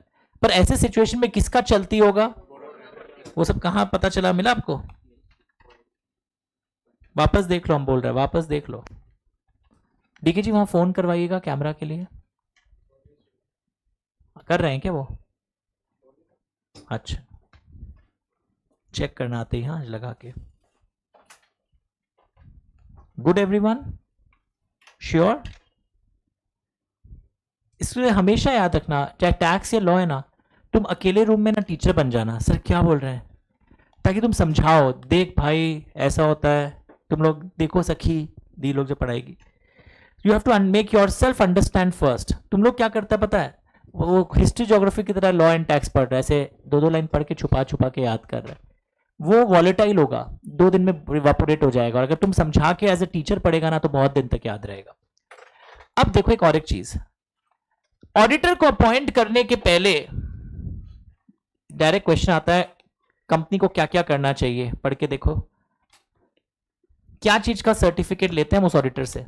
एक तो उसका रिटर्न कंसेंट लेते हैं कि वो रेडी है हमारे यहां ऑडिटर बनने के लिए, और एक सर्टिफिकेट लेते हैं उससे इन 4 चीजों के बारे में. Hindi stop reading. हम उस ऑडिटर से एक सर्टिफिकेट लेंगे. सुनना, तुम सिर्फ सुनना कि हम है ना कंपनीज एक्ट के अंदर डिस्क्वालीफाई तो नहीं है ना, सेक्शन 141 के अंदर वो लिख के देगा. मेरे ऊपर है ना, वो सब में कुछ भी नहीं लगा है. चार्टर्ड अकाउंटेंट्स एक्ट में भी कुछ दिया हुआ है ग्राउंड्स, मेरे ऊपर वो भी नहीं लगा है. हमारा ना लिमिट्स क्रॉस नहीं हुआ है. मेरा वो टर्म जो होता है ना, 1 टर्म 2 टर्म, मेरा वो सब भी वायलेट नहीं हो रहा है. और हमारे खिलाफ अगर कोई केस पेंडिंग है, वो भी हम सब बता देंगे सर्टिफिकेट में.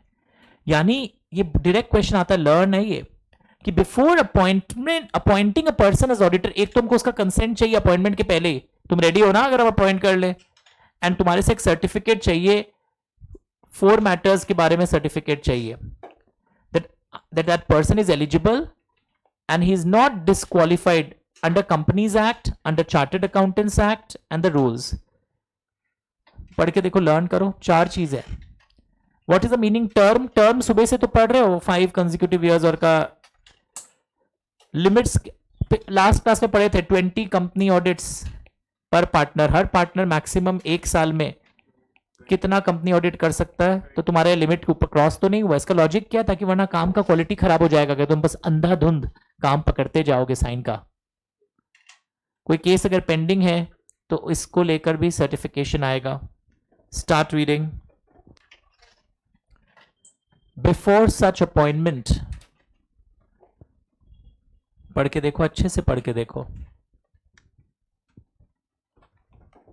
एंड जब भी, अच्छा ये डायरेक्ट क्वेश्चन आता है कि ऑडिटर के अपॉइंटमेंट के पहले मुझे क्या देखना है, उससे एक सर्टिफिकेट लेना है 4 चीजों के बारे में, और 4 चीज को हम ऐसे याद किए, हम अपना बता रहे, तुम लोग और होशियार है भाई, हमको तो ऐसे याद हुए, मैं बता देता हूं मेरा टेक्निक क्या है। कॉमर्स में एक कॉन्सेप्ट था प्रोडक्ट लाइफ साइकिल, PLCT। तो ये है लिमिट्स, ये है टर्म, ये है पेंडिंग केसेस, मतलब certificate about PLCT is taken. Pending cases अगर कोई है, डिसिप्लिनरी एक्शन, एंड सी कहीं आप चार्टर्ड अकाउंटेंट्स एक्ट या कंपनीज एक्ट के अंदर एलिजिबल है ना, या डिसक्वालीफाई तो नहीं है। तो 4 चीजों के बारे में मुझे सर्टिफिकेट चाहिए। वो 4 चीज कौन सी है? PLCT बोलते हैं। मुझे PLCT के अंदर सर्टिफिकेट चाहिए, pending cases, limits, chartered accountants act and companies act and term. मुझे 4 चीजों के बारे में सर्टिफिकेशन और ये सब चाहिए। पढ़ के देखिए, पेंडिंग केसेस, लिमिट्स, टर्म, और ये companies act and chartered accountants act के अंदर भी।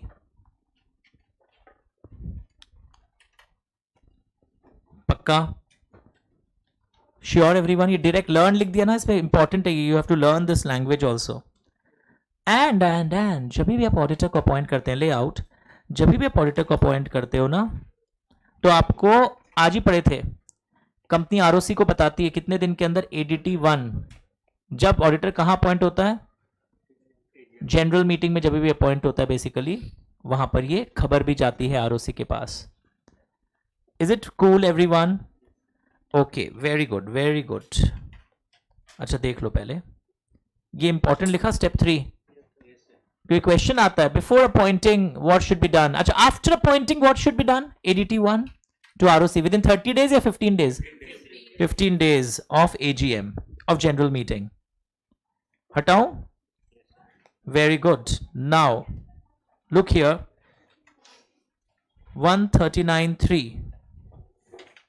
पढ़ के देखिए 139.3।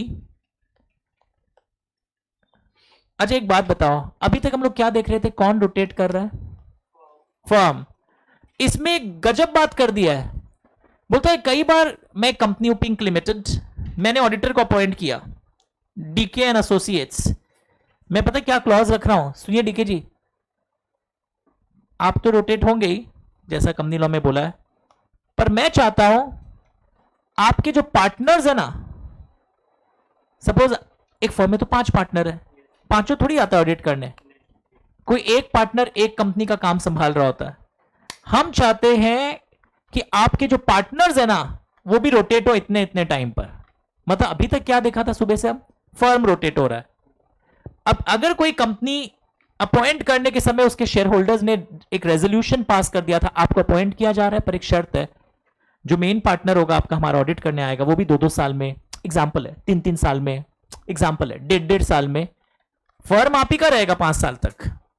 तुम लोग ये मत सोचना मैं कॉन्सेप्ट चेंज कर दिया, फर्म अभी भी किसका है, पर एक आदमी को हमारे ऑडिट करने मत भेजिएगा।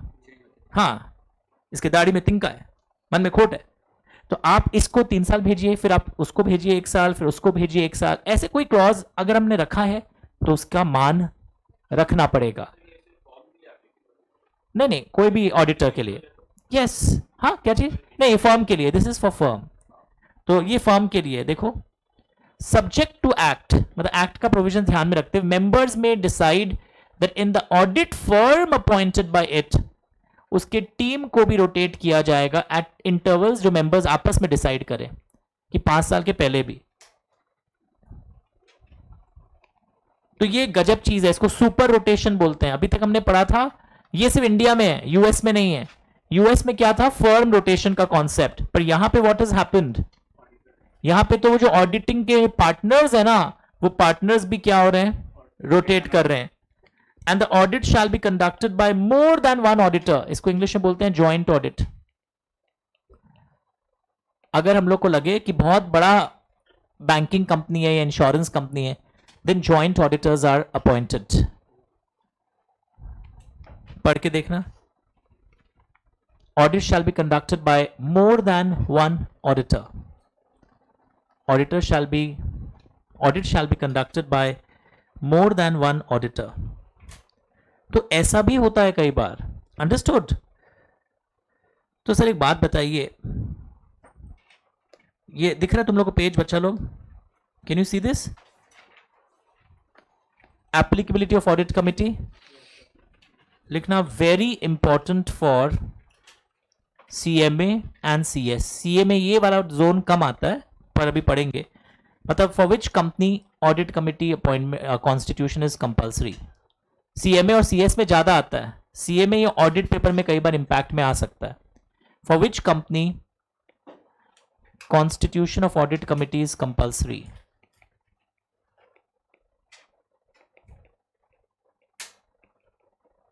कौन सी कंपनी के लिए constitution of audit committee is compulsory.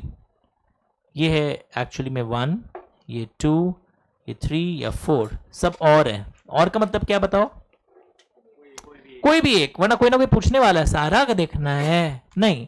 अगर आप लिस्टेड कंपनी है, एक चीज देखियो, लिस्टेड कंपनी होते ही सब लग जाता है आपके ऊपर, फिगर्स देखने नहीं पड़ते। पॉइंट 2, 3, 4 का मतलब क्या है बताओ। आप अनलिस्टेड पब्लिक कंपनीज हैं, चाहे आप लिस्टेड नहीं हो, सुनो ना,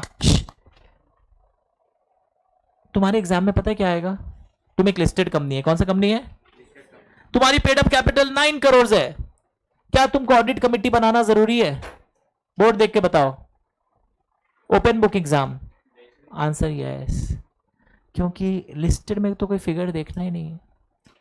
पॉइंट वो जो 2 दिख रहा है ना, ऑल पब्लिक कंपनीज, उसका मतलब है unlisted public companies having paid up capital of 10 crore or more, unlisted public companies having turnover of 100 crore or more. ऐसे पेपर खराब होता है एमसीक्यू का। तो लिखना example, listed companies paid up capital is 9 crore, is AC compulsory, AC मतलब air conditioner नहीं, audit committee. लिखो listed companies paid up share capital is, listed companies paid up share capital is 9 crore, listed companies paid up share capital is 9 crore, लिखा, listed companies paid up share capital is 9 crore, is AC compulsory, answer क्या होगा, yes, because लिख देना ये भी समझाने के लिए, is AC compulsory, listed companies paid up capital is 9 crore। ये सेम प्रॉब्लम वहां पे भी होगा, मैंने बताया ना आपको, रोटेशन वाले में भी जानबूझ के देंगे। तो तुमको 9 करोड़ देखने से प्रॉब्लम क्या हुआ बताओ, तुम तो रात को पढ़ के आए ना, 10 करोड़ का कैपिटल चाहिए, तब बात करना मेरे से आके। जैसे ही आप पब्लिक कंपनी हुए ना, चाहे आप लिस्टेड हो या अनलिस्टेड हो, मतलब अनलिस्टेड पब्लिक कंपनी में भी लगेगा, लिस्टेड में तो देखो पॉइंट 1 में होते ही लग जाता है। लिस्टेड कंपनी में फिगर दिया था कुछ, if I am a listed company, आपको एक ऑडिट कमेटी बनानी पड़ेगी। ये 2, 3, 4 इनडायरेक्टली किसके लिए हो गया, जिनका ऐसा ऐसा कैपिटल हो, या जिनका बैंकों से लोन वोन जो लिया हुआ है वो ग्रेटर दैन 50 करोड़। यहां एक्सीडिंग है, पर 2 और 3 में क्या है, ग्रेटर दैन इक्वल टू है। लैंग्वेज ध्यान से देखना। तो ये छोटा छोटा कैच समझना जरूरी है। सीएमए वालों के तो डायरेक्ट क्वेश्चन आता है, for which companies audit committee has to be constituted, कौन सी कंपनी में ऑडिट कमिटी को बनाना कंपल्सरी है, डायरेक्ट क्वेश्चन आता है सीएमए वालों के तो, सीएस वालों के तो ये फिगर्स हम लोग प्रैक्टिस से सीखेंगे धीरे धीरे। तो एक बच्चा अच्छा पूछा, सर ये ऑडिट कमिटी करता क्या है, what does an audit committee does. मेरे मुंह से एक क्वेश्चन निकला था, लिखो वेरी इंपॉर्टेंट फॉर, लिख के जाओ, ईवाई इंटरव्यू, अरे कोई भी बिग 4 के इंटरव्यू में ये बहुत फेमस क्वेश्चन है। CMA inter and CS executive, CA वाले में नहीं पूछता है उतना, सीए के फाइनल में पूछता है, बट हम तीनों लेवल लिखवा दिया है। सीएमए फाइनल में भी पूछता है, चैप्टर सीएमए फाइनल में भी है। Very important for EY interview, यानी बड़े बिग फोर्स में जाओगे तो फेमस क्वेश्चन, ऑडिट कमेटी का क्या रोल होता है। सीए इंटर के एग्जाम में कम पूछता है, but CMA inter very important, CS executive very important. Question क्या है, functions of audit committee. Start reading. क्या फंक्शंस हैं ऑडिट कमेटी के, तो इन लोग का ना ऑडिटर्स लोग के रिकमेंडेशन आते हैं यहां से, और क्या क्या फंक्शंस हैं ऑडिट कमेटी के, पढ़ के देखना। मैं अच्छे अच्छे कुछ मार्क कर रहा हूं। ऑडिट प्रोसेस कैसा है, इसको भी इन लोग मॉनिटर करते हैं, कामकाज कैसे हो रहा है ऑडिट का। कंपनी के ना फाइनेंशियल स्टेटमेंट्स को भी इन लोग स्टडी करते हैं, फुल पेज करना, एंड ऑडिट रिपोर्ट को। आईपीओ का पैसा कैसे यूज हो रहा है, इसको भी मॉनिटर करते हैं इन लोग। पढ़ के देखो, 4 पॉइंट्स है, 6, मतलब सीएमए वालों को तो एक एक पॉइंट पढ़ना है, उनके एक अलग चैप्टर है ये ऑडिट कमेटी के ऊपर। CMA inter very very important, उनके तो लॉ में भी है, ऑडिट में भी है। सीएस वालों के लॉ में है, और सीए वालों के ये इंटरव्यू क्वेश्चन है, ये एग्जाम में नहीं आता है आजकल। तो ऑडिट कमेटी का एक रोल तो पूरा बैच देखा था, they recommend the appointment of auditors, their remuneration का रेट भी इन लोग की तरफ से आ सकता है। ये पूरे बैच को याद हुआ, अपॉइंटमेंट का रिकमेंडेशन यहां से आता है। दे रिव्यू एंड मॉनिटर, कि ऑडिटर इनका अभी भी इंडिपेंडेंटली काम कर रहा है ना, और ऑडिट का प्रोसेस को मॉनिटर करते हैं। They examine the financial statements and auditors report को देखते हैं ठीक ठाक बना है ना, इस तरीके से बनाते इन लोग नहीं है। एक मिनट, लेआउट कौन बनाता है फाइनेंशियल स्टेटमेंट्स को, management, board of directors, accountant रख के बनवाते हैं। एक लड़का पता इतना बोका था, सर ऑडिटर बनाता है, सीए लोग बनाता होगा, पर हर सीए ऑडिटर थोड़ी होता है। 141 में क्या पढ़े थे, अगर आप कंपनी के अकाउंटेंट है क्या आप ऑडिट कर पाएंगे? नहीं सर, रैंक होल्डर सीए हूं। अरे गिरा अपना रैंक को, कोई वैल्यू नहीं है। If you are an accountant you can not be an auditor, because an officer or employee of the company can not become auditor of that same company. सुना होगा आपने समाज में। तो देखो, डायरेक्ट क्वेश्चन है, ऑडिटर करता क्या है, सॉरी ऑडिट कमेटी करता क्या है? They recommend the appointment of auditors, they review कि ऑडिटर इंडिपेंडेंट है, प्रोसेस उसके इफेक्टिवली हो रहे हो, they examine financial statements and auditors report. Language मिल रहा है। और ये कमिटी क्या क्या करते हैं, और ये कमिटी रिलेटेड पार्टीज समझते हो, अकाउंट्स टीचर बताता होगा, कंपनी अपने डायरेक्टर के साथ या अपनी होल्डिंग सब्सिडरी के साथ जब ट्रांजैक्शन करती है तो ऑडिट कमेटी देखती है कि उसके लिए सारे ना अप्रूवल और जो जो चाहिए कंपनी लॉ में लिखे हैं वो आपने हासिल कर लिया है क्या। कई लोग सोचता है कि मना है, मना नहीं है, आप अपने डायरेक्टर्स के साथ भी ट्रांजैक्शन करिए, पर पूरा उसमें ना फॉर्मेलिटीज कंप्लायंस करने पड़ते हैं कंपनी लॉ के, तो वो हो के हुआ है ना, ऑडिट कमेटी चेक करता है। फिर एक कंपनी जब दूसरे कंपनी में लोन या इन्वेस्टमेंट देती है तो इन लोग ना चेक करता है कि नियम कानून का पालन हुआ है क्या। कंपनी कई बार है ना अपना कोई यूनिट को या एसेट्स को बेचते हैं तो उसका वैल्यूएशन करवाते हैं, तो वैल्यूएशन का काम कौन कर देता है? Audit committee. फिर कंपनी का ना रिस्क मैनेजमेंट सिस्टम होता है कि पहले से कोई बड़ा फ्रॉड होने वाला हो उसको हम मॉनिटर करें, कंपनी में क्या क्या वायलेशन हो सकता है लॉ का, कंपनी का फाइनेंशियल कंट्रोल्स कैसे है कि अकाउंट्स ठीक से बन रहा है क्या, उसका इवैल्यूएशन कौन करता है? Audit committee. देखो कितने पॉइंट्स है पता है? 8। तो सीएमए इंटर स्टूडेंट्स अगर कोई वीडियो को यूज कर रहा हो, दोनों लोग करते हैं इस कोर्स को, तीनों लोग, तो याद रखना CMA inter it's a 7 mark question. I am not saying it for CA inter, CA inter के इंटरव्यू क्वेश्चन है ये, but CMA inter and CS executive it is a 7 mark direct question. Functions of audit committee most important question अगर आप CMA कर रहे हो। Law as well as audit लिख लेना कि ऑडिट कमिटी के क्या क्या फंक्शंस होंगे। लैंग्वेज मिल रहा है आपको? हम लोग कौन से पेज में थे? पेज 15 या एक पीडीएफ गया होगा नोट्स का, फुल पेज करो, मार्किंग देखो, सारे वर्ड्स आए जो जो मैंने बताए। इसमें से कौन सा याद रहता है पूरे बैच को? मेरे को रोमन 1 हमेशा याद रहता है, मेरे को रोमन 2 भी याद रहता है, 3 भी याद रहता है। ये 3 इजी हैं, मतलब ये ऑडिटर्स, अकाउंट्स, ये सब से रिलेटेड है। अच्छा, व्हाट इज दिस? आईपीओ। आप पब्लिक से पैसा उठाते हो ना प्रोस्पेक्टस सर्कुलेट करके, पता है उसमें क्या लिखा है? हम हाइडल पावर प्रोजेक्ट के लिए पैसा उठा रहे हैं, बाद में पता चलता कोई और प्रोजेक्ट में लगा रहे हैं। तो ऑडिट कमेटी मॉनिटर करता रहता है एंड यूज ऑफ फंड्स, यानी the purpose for which you have raised funds you are actually using for that project only ना, और have you diverted it for some other project. ये जो language है ना, monitoring the end use of funds raise through public offers, Hindi में लिख देना। आपने अगर आईपीओ में बोला हम हाइडल पावर प्रोजेक्ट के लिए पैसा उठा रहे हैं तो उसी के लिए यूज हो रहा है ना। वापस देखो, मॉनिटर द एंड यूज का मतलब समझ में आ रहा है? जिस पर्पस के लिए आप पैसा उठा रहे हैं उसी पर्पस के लिए यूज कर रहे हो ना। वो चेक करना होगा। लिखा 7 marks for CMA and CS। CA inter I did not से इट वेरी इंपॉर्टेंट, पर अगर आ जाए तो पढ़ा हुआ है।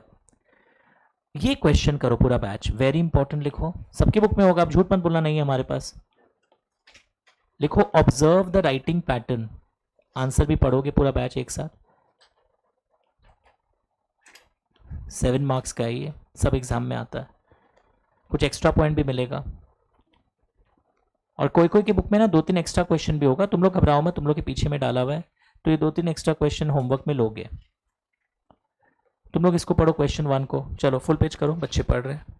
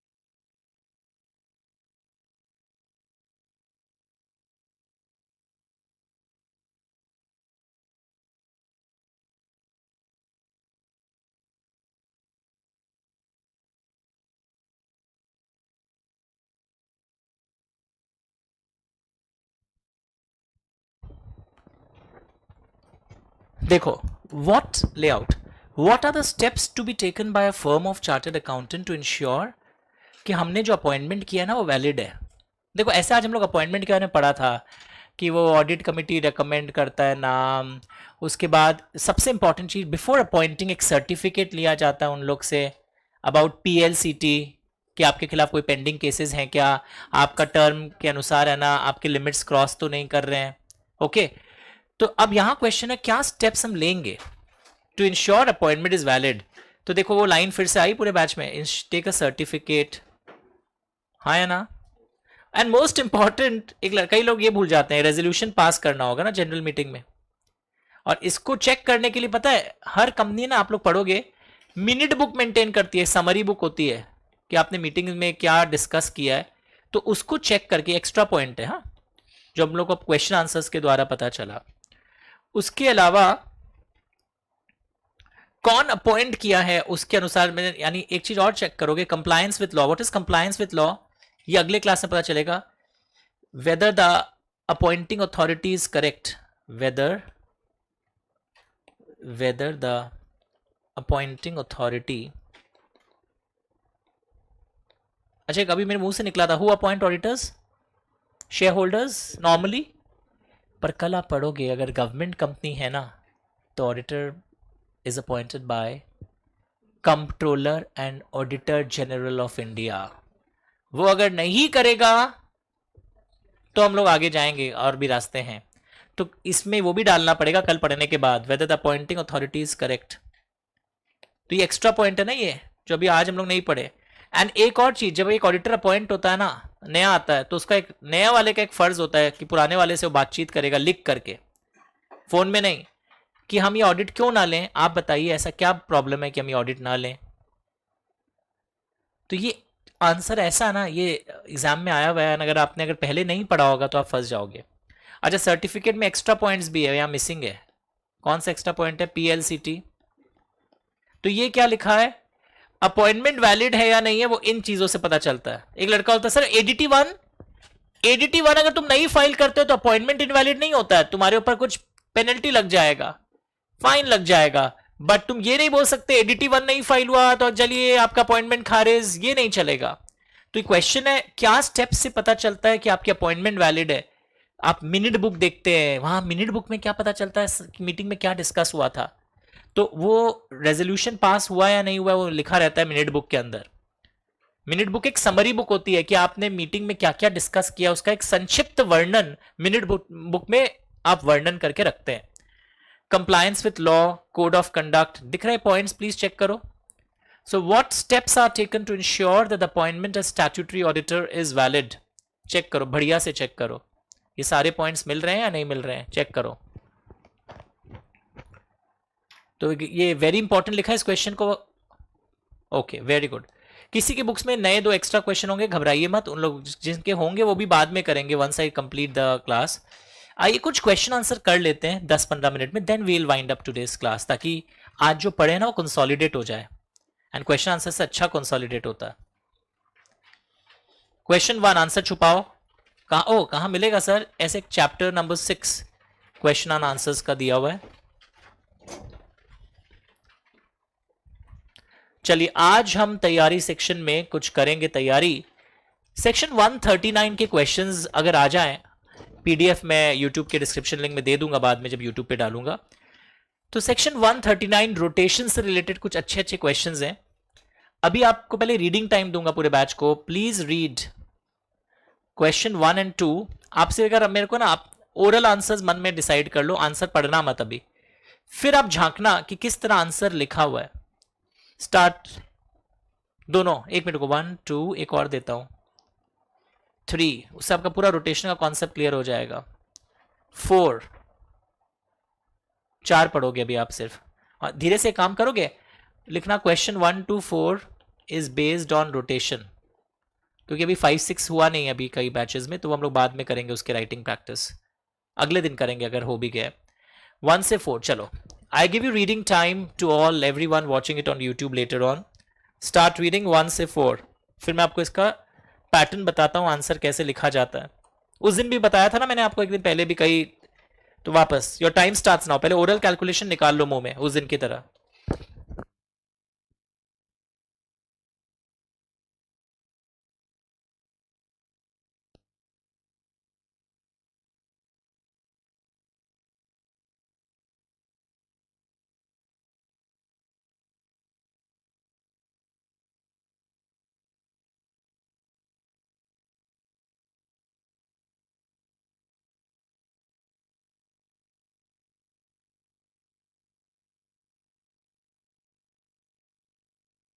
चारों क्वेश्चन करिए, start doing all 4 questions everyone.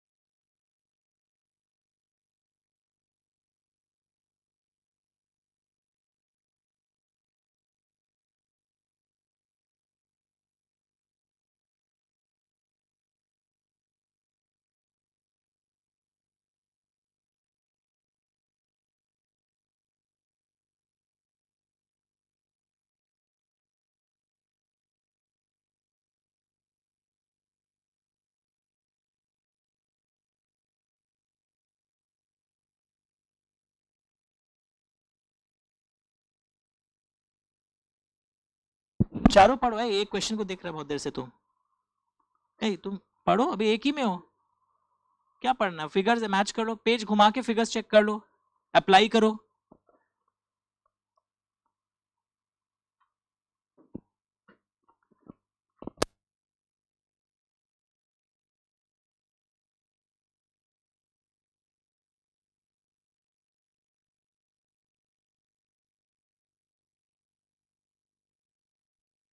देखो हम साथ में पढ़ के बताते हैं आपको। JBL Limited is an unlisted public company whose paid up capital is 6 crores।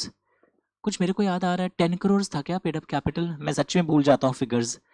But the borrowings from financial institution is 51 crore. Sir 4 option थे, एक तो लिस्टेड था, उसमें तो फिगर भी नहीं देखना पड़ता है। अनलिस्टेड पब्लिक कंपनी होने से भी लग सकता है paid up capital 10 crore or मोर हो। प्राइवेट कंपनी में paid up capital 50 crore or मोर हो, क्या मैं सही हूं? एंड और एक केस है जब आपका ये outstanding borrowings from banks, institutions, public deposits greater than 50 crore. यहां तो 51 है, रोटेशन तो फॉलो करना पड़ेगा। तो अब जैसे ये आंसर है, मैंने उस दिन भी बताया था आंसर में यू मिनिमम 2 पैराग्राफ होने चाहिए। सर यहाँ तो नहीं दिख रहा है, थोड़ा सा पैराग्राफ क्रिएशन में गलती हो गई, इन द प्रेजेंट केस को बाद में डालते हैं। अभी इतना नंबर वंबर डालना जरूरी नहीं है, जिनकी इंग्लिश मेरी तरह खराब है वो अकॉर्डिंग टू कंपनीज एक्ट लिखेंगे तो भी फुल मार्क्स मिलेगा। और जैसे इन लोग है ना, ये जो आंसर मतलब मेरे बुक में लिखा हुआ ये पूरा बेयर एक्ट का लैंग्वेज आ गया। हम लोग क्या सीखे थे क्लास में? According to companies act rotation of auditors is compulsory in the following companies, जिसमें से एक क्या होगा? लिस्टेड कंपनी था ना। सेकंड होगा अनलिस्टेड पब्लिक कंपनी जिसकी पेड अप कैपिटल ऐसी हो, private company paid up capital ऐसी हो। अच्छा ये फिगर्स है ना चेंज होते रहते हैं, या चाहे ये दोनों ना हो बट अगर आपके public borrowings from institutions, banks और public deposits greater than 50 crore हो। ये ग्रेटर देन इक्वल टू था, इसमें ये ग्रेटर देन इक्वल टू था। क्या चीज? PUSC, paid up share capital, PUSC। तो पता है क्वेश्चन आंसर्स करने का फायदा क्या होता है? ऐसे हम पढ़े थे पर वापस अप्लाई कर लेते हैं तो क्या स्ट्रांग हो जाता है। मार्किंग्स किया आप लोगों ने। और फिर देखो इस केस में JBL is an unlisted public company जिसका ऐसा ऐसा है बट इसका बोरोइंग ऐसा है, देयरफॉर ट्रिगर हो गया ना इसका एक C नंबर पॉइंट। तो देखो हम सर कंक्लूड क्या करें, कंक्लूजन क्या होना चाहिए क्वेश्चन का लास्ट लाइन देखो, is it necessary? Sir it is necessary to follow the rotation. देखो मेरा आंसर भी ऐसे आया है। तो तुम्हारे कोई भी क्वेश्चन में पहले एक लीगल पार्ट होता है, फिर तुम्हारा प्रेजेंट सिनेरियो होता है, फिर तुम्हारा कंक्लूजन। और मैंने बताया था बार बार, सीए सीएमए सीएस में ना बस पैराग्राफ्स में ऐसे 3 बातें 2 बातें लिखने से भी चलेंगी। कई बच्चे क्या कर रहे हैं, वो अपने हिसाब से कोई यूट्यूबर का वीडियो देख लिए होंगे, उसमें से legal provision, analysis of facts, heading दरकार नहीं है, वो आदमी पढ़ा लिखा है, तुम्हारा टाइम खोटी हो रहा है झूठ मूठ का।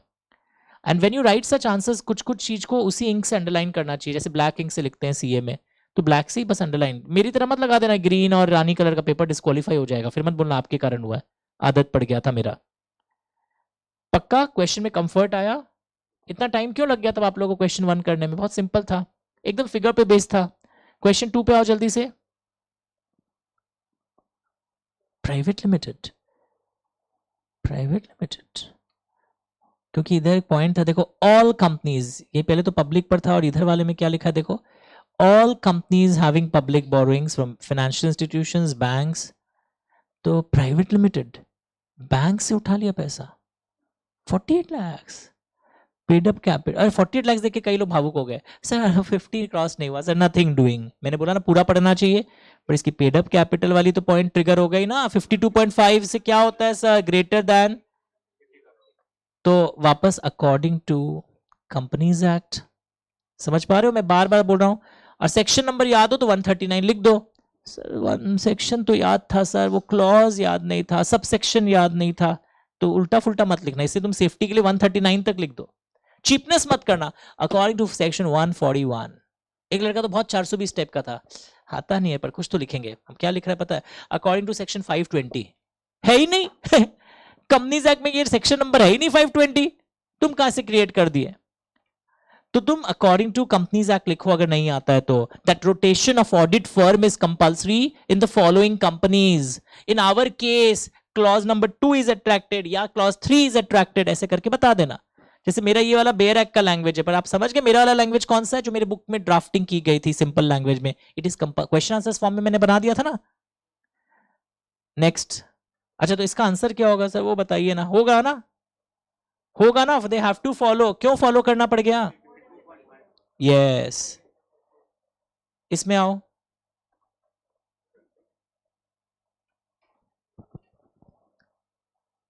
लिस्टेड है, ओ पेड अप कैपिटल 7 करोड़, ए पब्लिक बोलिंग 30 करोड़, ए पागल हो गया क्या, कुछ नहीं लगेगा इसमें, बोल मत देना, लिस्टेड होते ही पक्का ना, ऐसे सीखा जाता है, ठीक है। सो लिखा है इज इट नेसेसरी, यस, क्योंकि लिस्टेड कंपनी के लिए फिगर्स नहीं देखते हैं, और बहुत लोगों का गलती हो जाता अगर ये मैं नहीं बताता, वो तो मशाल लेकर क्या ढूंढते रहते, paid up capital 10 crore, paid up capital, पर यहां वो देखना ही नहीं है मुझे। 4 में आओ जल्दी से आओ, 4 अच्छा है। Paid up capital borrowing 60 crore, पर कौन सा कंपनी है, इसीलिए क्वेश्चन आंसर्स फॉर्मेट में पढ़ा दिया था, किन दो में नहीं चलेगा, स्मॉल कंपनी और ओपीसी में, तो they don't have to follow.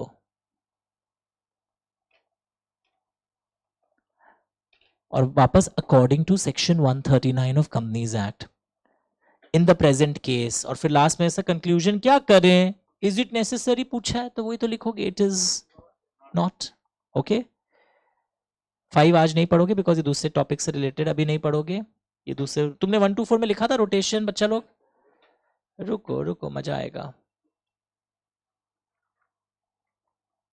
9 में आओ, 9 भी नहीं पढ़ सकता, आज नहीं हुआ है, ये सब अगले दिन का है, बस 2-4 मिनट और रुको, जब इतना पढ़े ही वो बढ़िया से।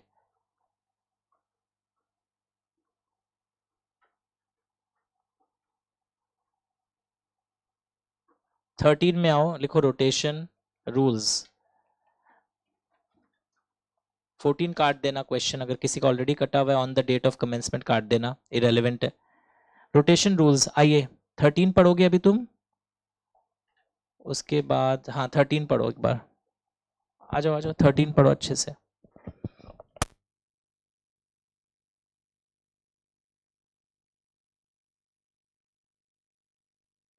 रोटेशन रूल्स पढ़िए।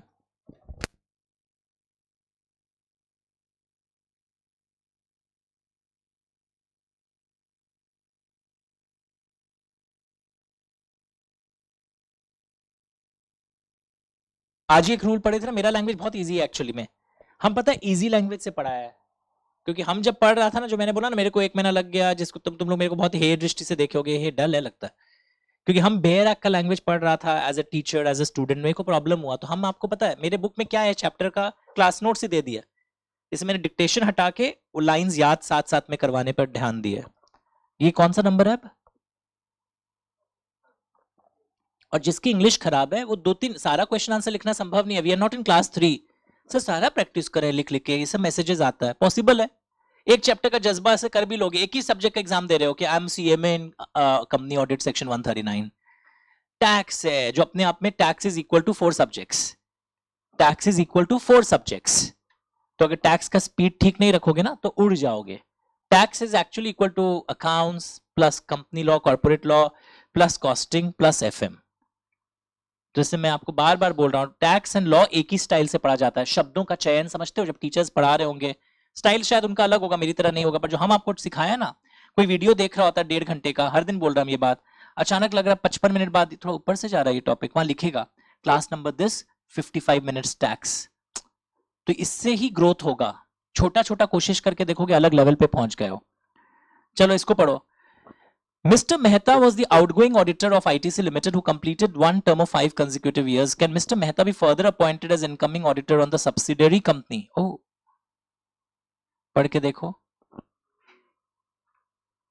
तो एक व्यू तो है इन द सेम कंपनी लिखा था, बट एक्चुअली में लैंग्वेज क्या था, डायरेक्टली, और तो मैंने यहां पे जो आंसर दिया वो इन द सेम कंपनी के एंगल से दिया अभी, इसमें 2 कॉन्फ्लिक्टिंग व्यूज भी, rule of reasonable construction apply करके लगेगा आपको कि नहीं सर सब्सिडरी में भी मत करवाइए इसको। पहले तो लॉ देखो, लैंग्वेज क्या है पता है, इसमें लैंग्वेज क्या होना चाहिए था, इजी लैंग्वेज बताओ, देयर शुड नॉट बी, कौन सा वाला है ये, अ कॉमन पार्टनर, याद आ गया, easy language, in the incoming and outgoing firm, समझ में आया इजी लैंग्वेज, तब ये लैंग्वेज नहीं लिखना पड़ेगा हार्ड वाला, on the date of appointment,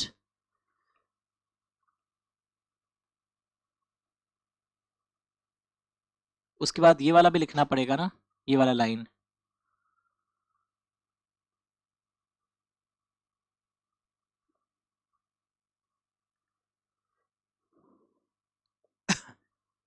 question थोड़ा सा रॉन्ग है यहाँ पे, क्वेश्चन क्या होना चाहिए था पता है, मेहता वॉज, क्वेश्चन होना चाहिए था mister Mehta was one of the partners of outgoing auditor of, समझ में आ रहा है, ये लैंग्वेज होना चाहिए था, और फिर लिखना चाहिए था क्वेश्चन में भी कंप्लीटेड 2 टर्म्स, बना लो इसको, ठीक है, फर्म में तो 2 टर्म्स होता ही है ना, तो उस फर्म का 2 टर्म्स ओवर हो गया, mister Mehta was one of the, ये अभी बैटरी चेंज हुआ है, जस्ट चेंज हो गया, जस्ट हुआ था, हाँ, mister Mehta was one of the partners of outgoing auditors of ITC limited who completed 2 terms, और 2 टर्म्स के बाद क्या होता है, a firm who has completed 2 terms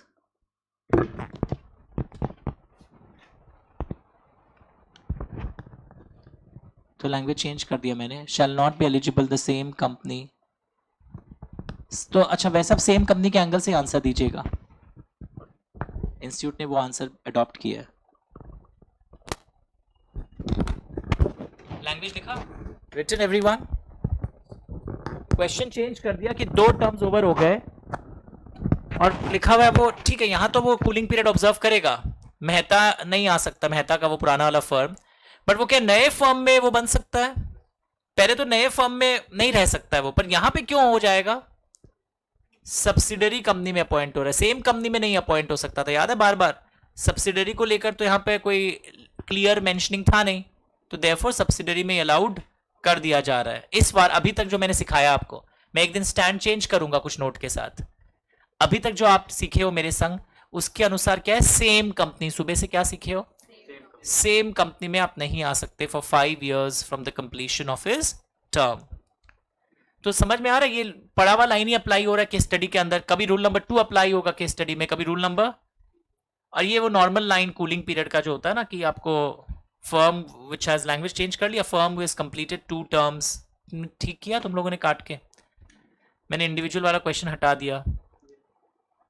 एक क्वेश्चन और करते हैं, ये बाकी तो 141 का हम लोग करेंगे।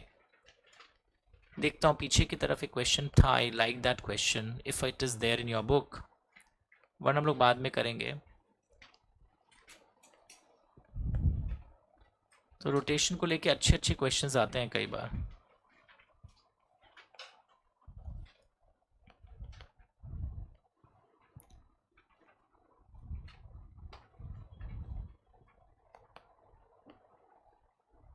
ये सब अगले क्लास से रिलेटेड एक्चुअली। हाँ ये अच्छा है, ये तुम्हारे बुक में नहीं है शायद, ये खोलो पर फिर भी 105 है तुम्हारे किताबों में है, ये कैसे हुआ? 106 भी है, चेक करो KSR लिमिटेड, ये है 105। वाह,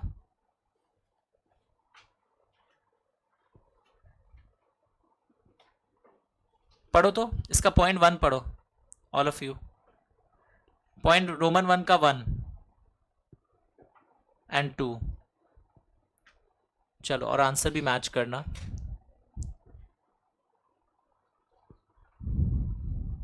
लिखना बेस्ड ऑन रोटेशन रूल्स, तब याद आ जाता है क्या चीज पर बेस्ड है। जैसे 1 2 3 4 तो रोटेशन के फिगर्स पर बेस्ड थे, this particular question is based on rotation rules, this question is based on rotation rules. Start reading everyone, पढ़ना शुरू करिए। M is a partner in a CA firm. SMN company are statutory auditors of Global Limited for past how many years? 7 years. Advice under relevant provisions of the Companies Act. मुझे क्या advice करने बोला गया है?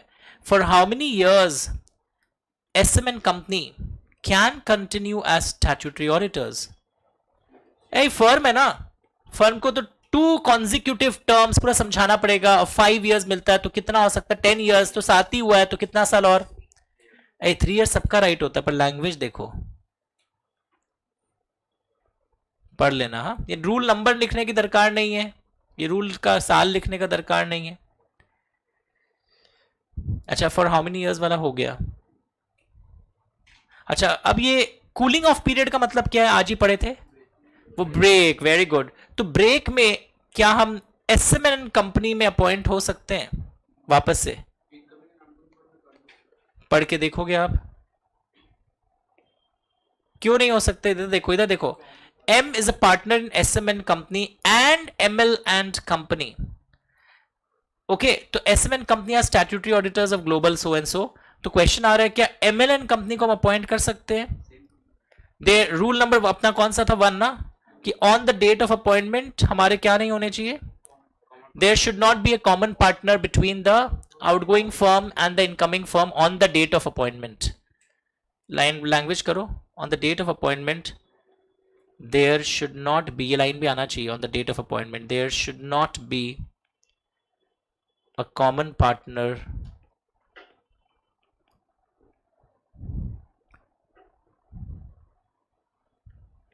in outgoing firm and incoming firm.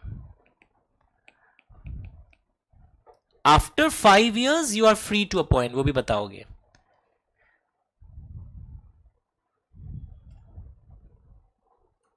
There should not be a common partner, किस दिन हम check करेंगे? जिस दिन अपॉइंट करने जा रहे हैं उस दिन हमारे कॉमन पार्टनर नहीं होने चाहिए।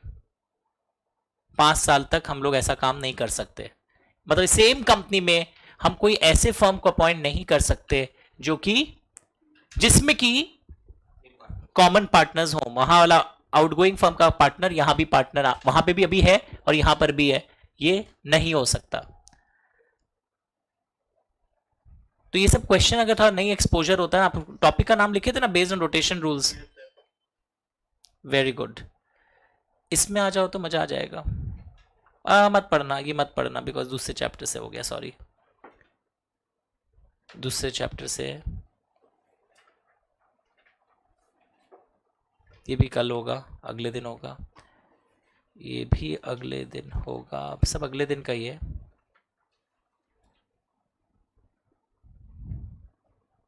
अच्छा एक बात बताओ, ऑडिटर अपना रिपोर्ट किसको देता है? To shareholders. Audit report आज ही किसी बड़ा कंपनी का ऑडिट रिपोर्ट गूगल करोगे तुम लोग, उसमें लिखा रहता है टू, पर एक्चुअली ऑडिटर अपना रिपोर्ट देता किसके हाथ में? बोर्ड ऑफ डायरेक्टर्स को। लोगों को डिस्पैच कौन करेगा? कंपनी का बोर्ड। एग्जाम में एक सिंपल क्वेश्चन आ गया, ऑडिटर है ना, सबको डिस्पैच नहीं किया ऑडिट रिपोर्ट। डिस्पैच करने की जिम्मेदारी ऑडिटर की नहीं है।